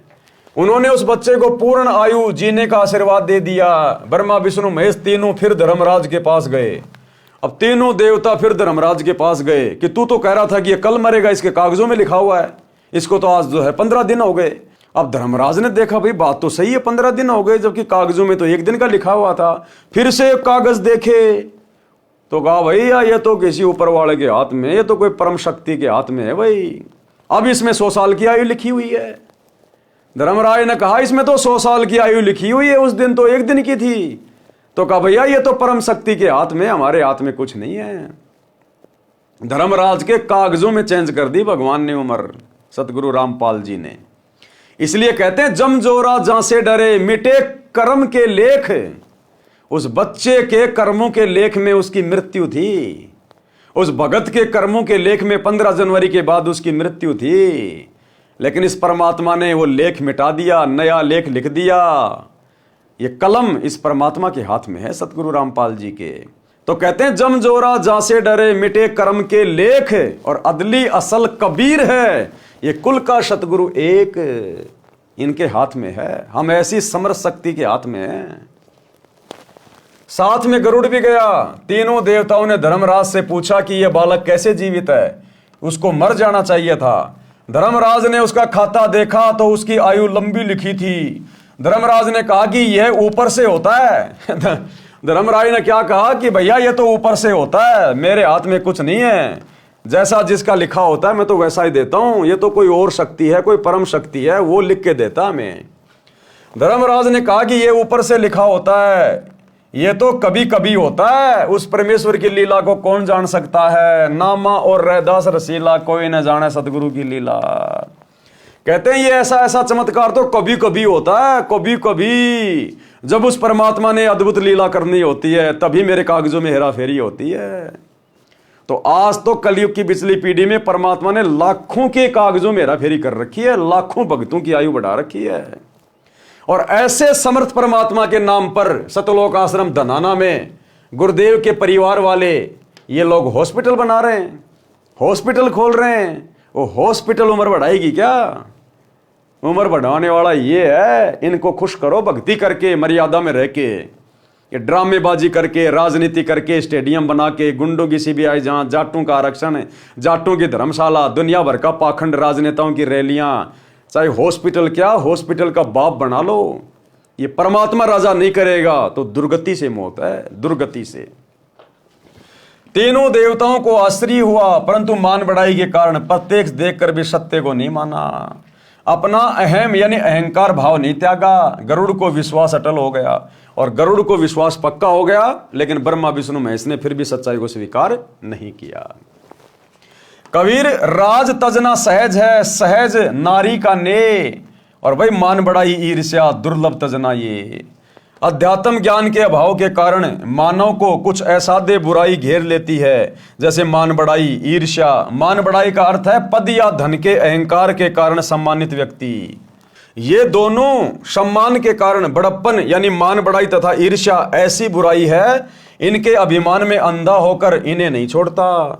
राज त्याग सकता है, स्त्री का त्याग कर सकता है, परंतु इन दोनों को त्यागना कठिन है। और ये त्यागे बिना ये परमात्मा नहीं मिल सकता, मोक्ष नहीं हो सकता, मान बढ़ाई और राग द्वेष ईर्ष्या को त्यागे बिना। इस गरुड़ बोध के अंत में वासुकी नाग कन्या वाला प्रकरण गलत तरीके से लिखा हुआ है। यानी कबीर सागर में जो गरुड़ बोध लिखा हुआ है उसके बारे में गुरुदेव बता रहे हैं कि नकली कबीर पंथियों ने इस गरुड़ बोध में जो वासुकी नाग कन्या की जो कथा लिखी है वो सरासर गलत लिखी हुई है। इसमें गरुड़ को गुरुपद चित्रार्थ कर रखा है, वह ऐसा नहीं है। जो भी किया परमेश्वर कबीर जी ने किया। अब पढ़ें कुछ अमृतवाणी गरुड़ बोध से। अब जो कथा हमें गुरुदेव भगवान ने लिख कर दी है पूरी की पूरी गरुड़ जी की, अब इस कथा को गुरुदेव ने कुछ अमृतवाणियों में जो है लिखा है। इन अमृतवाणियों को पढ़ने मात्र से भी हम बहुत सारे पुण्य के भागी बनते हैं, भक्ति धन हमारे पास जमा होता है, हमारी आत्मा रिचार्ज होती है, क्योंकि ये कबीर परमेश्वर के मुख कमल से उच्चारित हैं। कौन कबीर परमेश्वर? सतगुरु रामपाल जी, और इन्हीं के कर कमल से लिखी हुई हैं, इसलिए सोने पे सुहागा, डबल डबल लाभ। तो भाई और बहनों, आज की वीडियो में हम केवल यहीं तक लेंगे। कल रात्रि 8 बजे हम इन वाणियों को पढ़ेंगे, उसके बाद फिर आगे की वीडियो में और आगे बढ़ेंगे।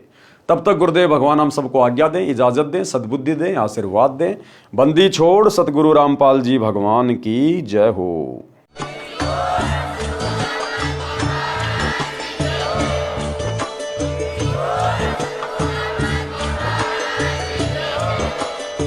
भाई जो गुरु बचन पे डट गे, कट गे फंद 84 के, कट गे फंद 84 के, कट गे फंद 84 के।